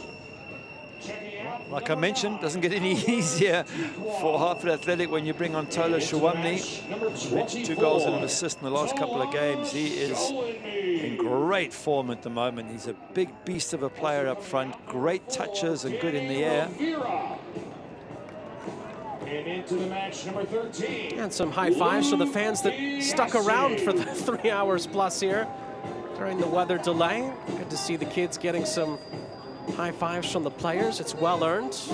I'm sure some of those kids are up past their bedtime as well. Good for them. From the corner, he's headed away. Still not dealt with fully though now it is, as the pass back in for Rito. He's out for a goal kick. Rivera to Dikwa was how the first goal was scored for Pittsburgh. Juan Obregon Jr. has been substituted out of the second. In the meantime, Hartford will make a change. Juan Pablo Torres comes off. Ash Apollon comes on to replace him. It's Hartford's 5th change. Pittsburgh does have one left if they want to make one.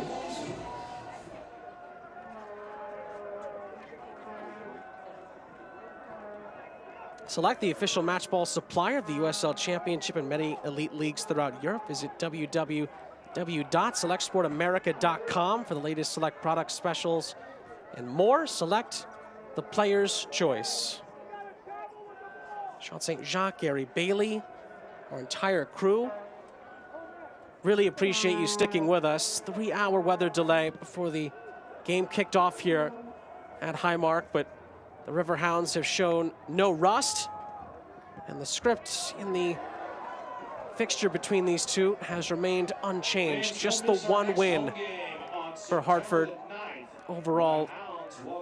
And now double-digit meetings between these two. Pittsburgh on their way to a 9th win at Hartford's expense. Well, if you want to see where Hartford haven't achieved their aims, when we spoke to Coach Namazi, he gave us a couple of thoughts as to what he would like from this match. Dominate possession. I don't think they've been too bad with possession, but mostly in their own half, Hartford, which isn't very useful. Put pressure on the ball up front, not done enough of that. Working as a unit and defending well. So, you know, it's not worked out for them. Not that it won't in future matches, but if the 3 or 4 things you want to achieve as a coach, you don't really achieve any of them, that turns out to be a frustrating match. And yet, with just over 10 minutes to go, 1 goal once again will put them back in it and give them a chance of maybe taking a point away from Highmark Stadium, which would be a great result for Hartford. So there's hope and life yet for the Hartford fans. Does feel like Hartford have been a bit more forward-thinking in the second half, but not truly tested Jamali Way. Just the Danny Barrera shot that was parried away. That's probably the best chance Hartford Athletic has had in this second half. And of course, how different would this game have been if Antoine Opino had put his 4th-minute chance on target? That's a good point, because again, one thing Bob Lilly says, we don't want to go 1-0 down to the side. He knows that if you go 1 up against them, they struggle. They just don't have quite the mentality, and haven't, for what is it now, you said, 2.5 years. They've 50-odd matches, and they've only twice been able to win from being behind. So they just don't have that mentality. So he didn't want to fall behind. And if Antoine Opener puts that away, maybe it's a totally different game.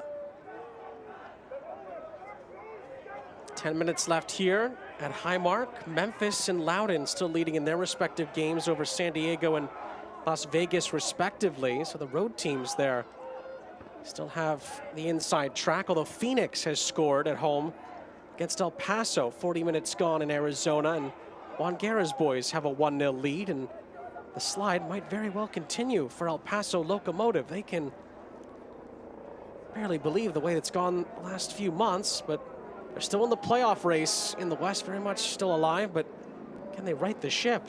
Can they stay on the tracks, if you will? They were in third spot just over a month ago. Maybe a chance here for Hartford. McGlynn gets into the penalty area. Too close in the end to Jamali Waite. Well, that's better from McGlynn and from Hartford getting in the box. Yes, it doesn't quite work, but it's very late in the game that they've last got enough bodies forward and they're able to put on a high press. And to be fair, a lot of it is because Pittsburgh are pretty much, you know, cruising now at 2-0 up.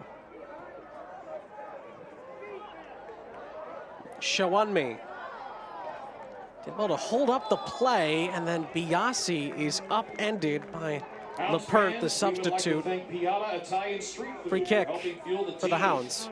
Piata Italian Street Food is an official post-game team meal partner, and you can visit them in several locations, including East Liberty, Oakland, Northway, South Hills, and North Bay End. Both Pittsburgh goals came in the first half. Dequa and then Juan Obregon Jr. converting a penalty against his former club. Didn't celebrate the goal. But Pittsburgh have been in complete command ever since. There's one more thing Pittsburgh want to achieve in this match. They already have a league-leading 11 clean sheets. I'm pretty sure that Jamali Waite would like to make it 12 for the team. And that would actually be a league-leading 12 after Lou City, who are tied with Pittsburgh on 11 clean sheets. Gave up 2 goals at home against the Toros of RGV earlier tonight. So Pittsburgh would have that mark all by themselves if they can see this out with a clean sheet intact. Makangila or to Hodge. Hodge forced back by Ibarra, who's been very active all night in the midfield for Pittsburgh. And then this ball's floated for Edgardo Rito down the near side. Rito runs out of room. Copa Tejas takes center stage. The playoffs positioning heats up. Golden Boot leader Tani Onawasai and San Antonio FC welcome Wilmer Cabrera and the aforementioned RGV FC with major playoff implications. At San Antonio, it's RGV, August 16th, 9 p.m. on ESPN2. They all mean so much when we get to this stage of the USL Championship season. There's still so much to be determined, but a ton of games left to determine playoff teams and playoff seeding as well.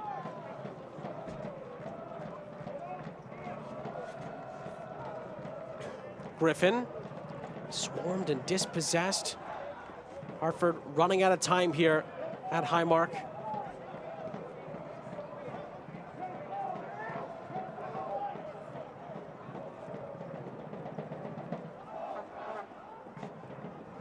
And the last time that Hartford, and the only time that Hartford beat Pittsburgh, was here back on September 26th, 2020.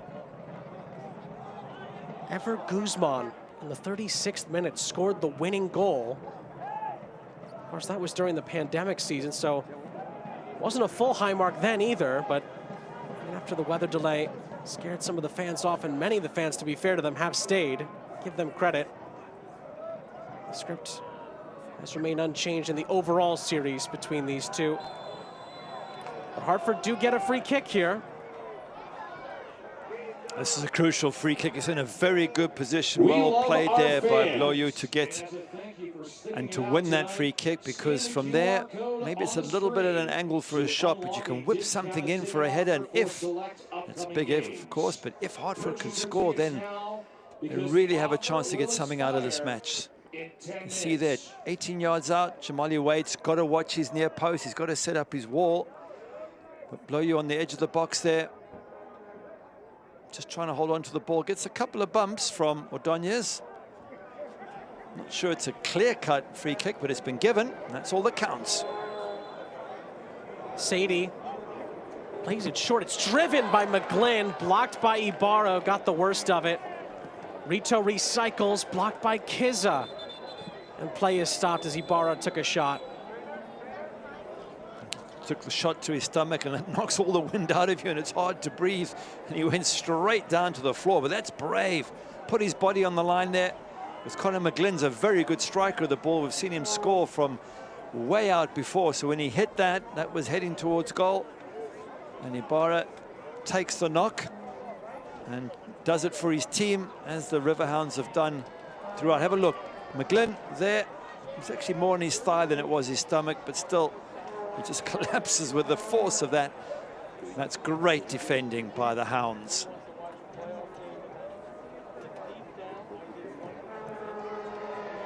Again, it goes back to the extra effort and the way that Pittsburgh can close teams out, especially here at Highmark. They're closing on their 10th home victory in the league this season. Those are the kind of defensive plays that have put Pittsburgh where they currently sit, at the top of the Eastern Conference and with the most points currently in the entire USL Championship. Ibarra having to leave the pitch because play was stopped for him, so he has to exit and get called back on. The opportunity gone from the free kick. It'll just be a drop ball for Hartford.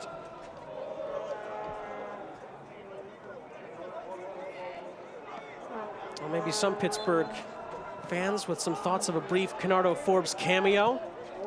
See Ibarra okay to continue, and Bob Lilly has told us multiple times this season that he does try to save guys from time to time. It's not about performance, it's about the stress on the legs, and you can win a game comfortably without Canardo Forbes having to play any minutes. That's a big win on top of the 3 points for Bob Lilly's group. I think that's fair to say. Yeah, no, especially at 35 years of age, they do have to look after Canardo Forbes. But he's been able to get Albert Dikwe, his top goal scorer, off after what was it, 60-odd minutes. Danny Rivera putting a lot of running on that left side, up and down. And then he's brought a few on who needed a few minutes leading up to the Orange County match. Midweek Junior Eto being one of those who's sort of still not fully recovered from injury. So it's just a perfect balance all round for Bob Lilly. Clean sheet, a win, and players rested. And Robbie Mertz, who's been dealing with injuries at times this season, also played 45 minutes and came off at the half as well. Absolutely. It's a freight train that's running in the right direction at the moment, Pittsburgh. The only question is, can it run all the way to the end of the season? Well, we'll find out as time goes on, but so far, what a fantastic season for the Hounds. That'll certainly be a talking point, though, final weeks of the season, as Pittsburgh will be fighting for the top overall seed. The way it ended in 2019, they didn't get to the final with that incredible Bob Lilly team. And this team will be trying to push it a step or two further and play for the cup. And I think they deserve it. They've had some real bad luck. Was it, and my memory doesn't serve me correct, was it 2 seasons ago they made the playoffs and couldn't play the game because of players, a number of players got COVID, they missed that. You know, they've had some real bad luck stories in the playoffs.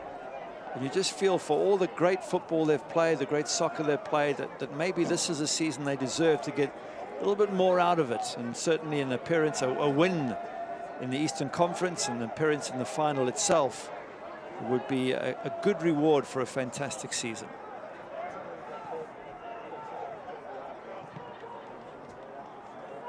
Hodge forced back by Kiza. A little bit of pressure here, as is Rice. Did he keep that in? No, he did not. It's a corner for Pittsburgh as we are halfway through the 90th minute. Well, this is the pressure they put on you. They're not defending, they're not dropping into a low block saying, we'll try and deny you space. They come at you, they high press you, they force you into errors. And Joe Rice having a big discussion there over whose error that was. And now it's a corner for Pittsburgh. And that's where you want to be when you're 2-0 up with seconds left, is in your opponent's half. You've got the ball and maybe you can just slow things down. And they're going to do that, keep possession in the corner, frustrate the opposition. We enter injury time at the end of this one. 4 added minutes. 4 minutes away from a 3rd straight Pittsburgh win.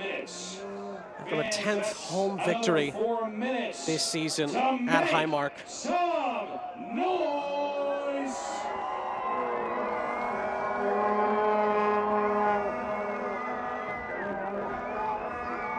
Pittsburgh about to take over the top overall spot in the USL Championship, and as the clock quite literally is about to strike midnight, it could be about to strike midnight on Hartford's playoff chances as well.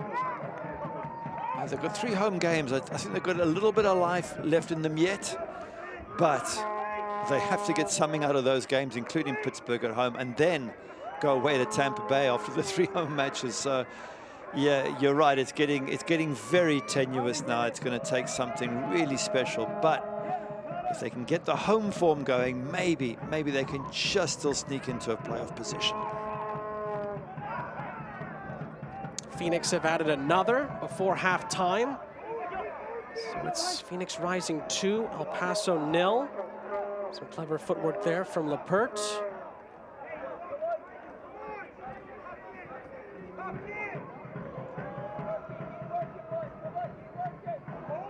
Can Hartford get one back here in the dying embers? Kiza helps out Ordonez.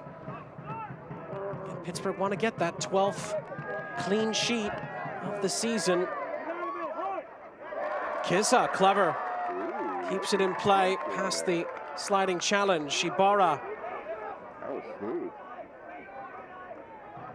is held up and wins a free kick.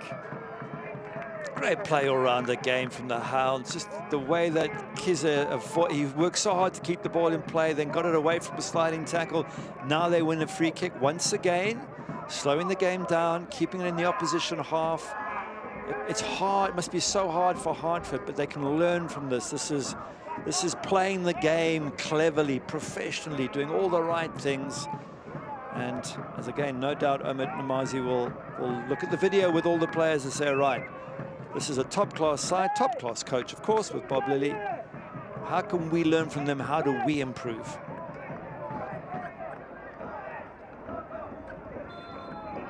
Ibarra has the short option if Pittsburgh wants to keep this in the corner. He does flare this into the penalty area towards Shawunmi. It's over the top of his head, and it's out for a goal kick as Omid Namazi's group are a minute away from another defeat.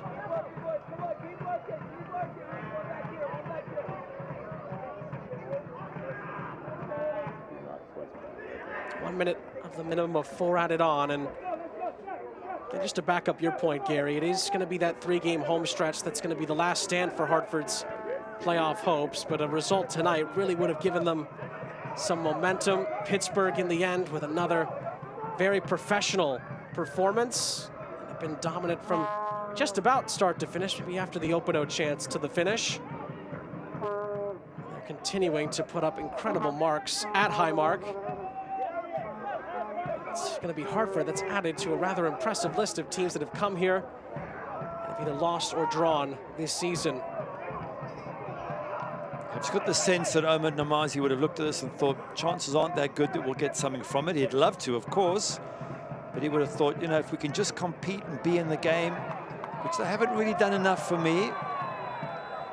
Another yellow card. What is that for the team now? The 5th one, 6th one maybe.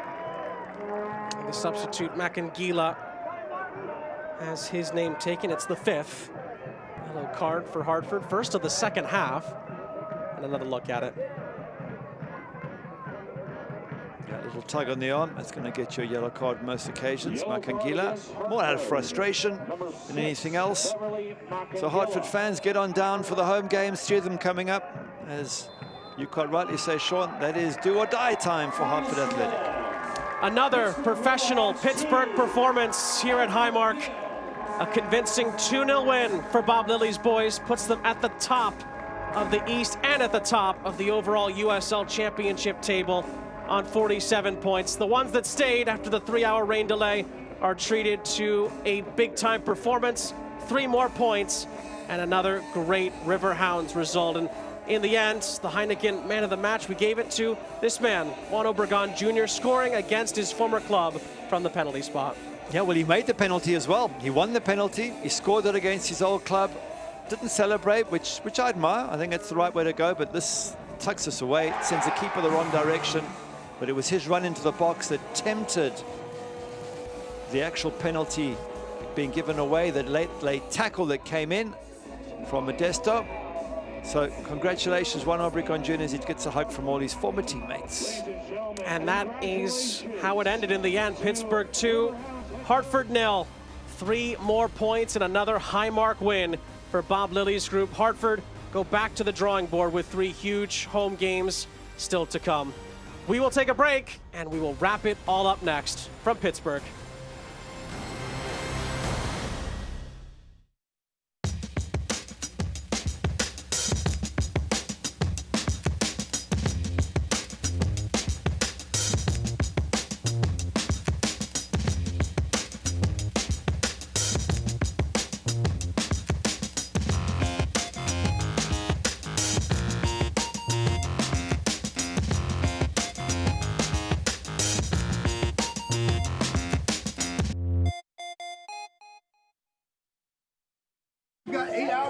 At AHN, we see you juggling 100 things at once.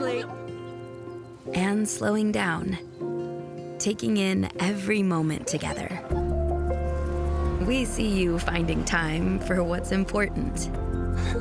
And realizing when it's time, you don't have to go far. We gotta go. All right, I got you. I can fast. At AHN, we see you.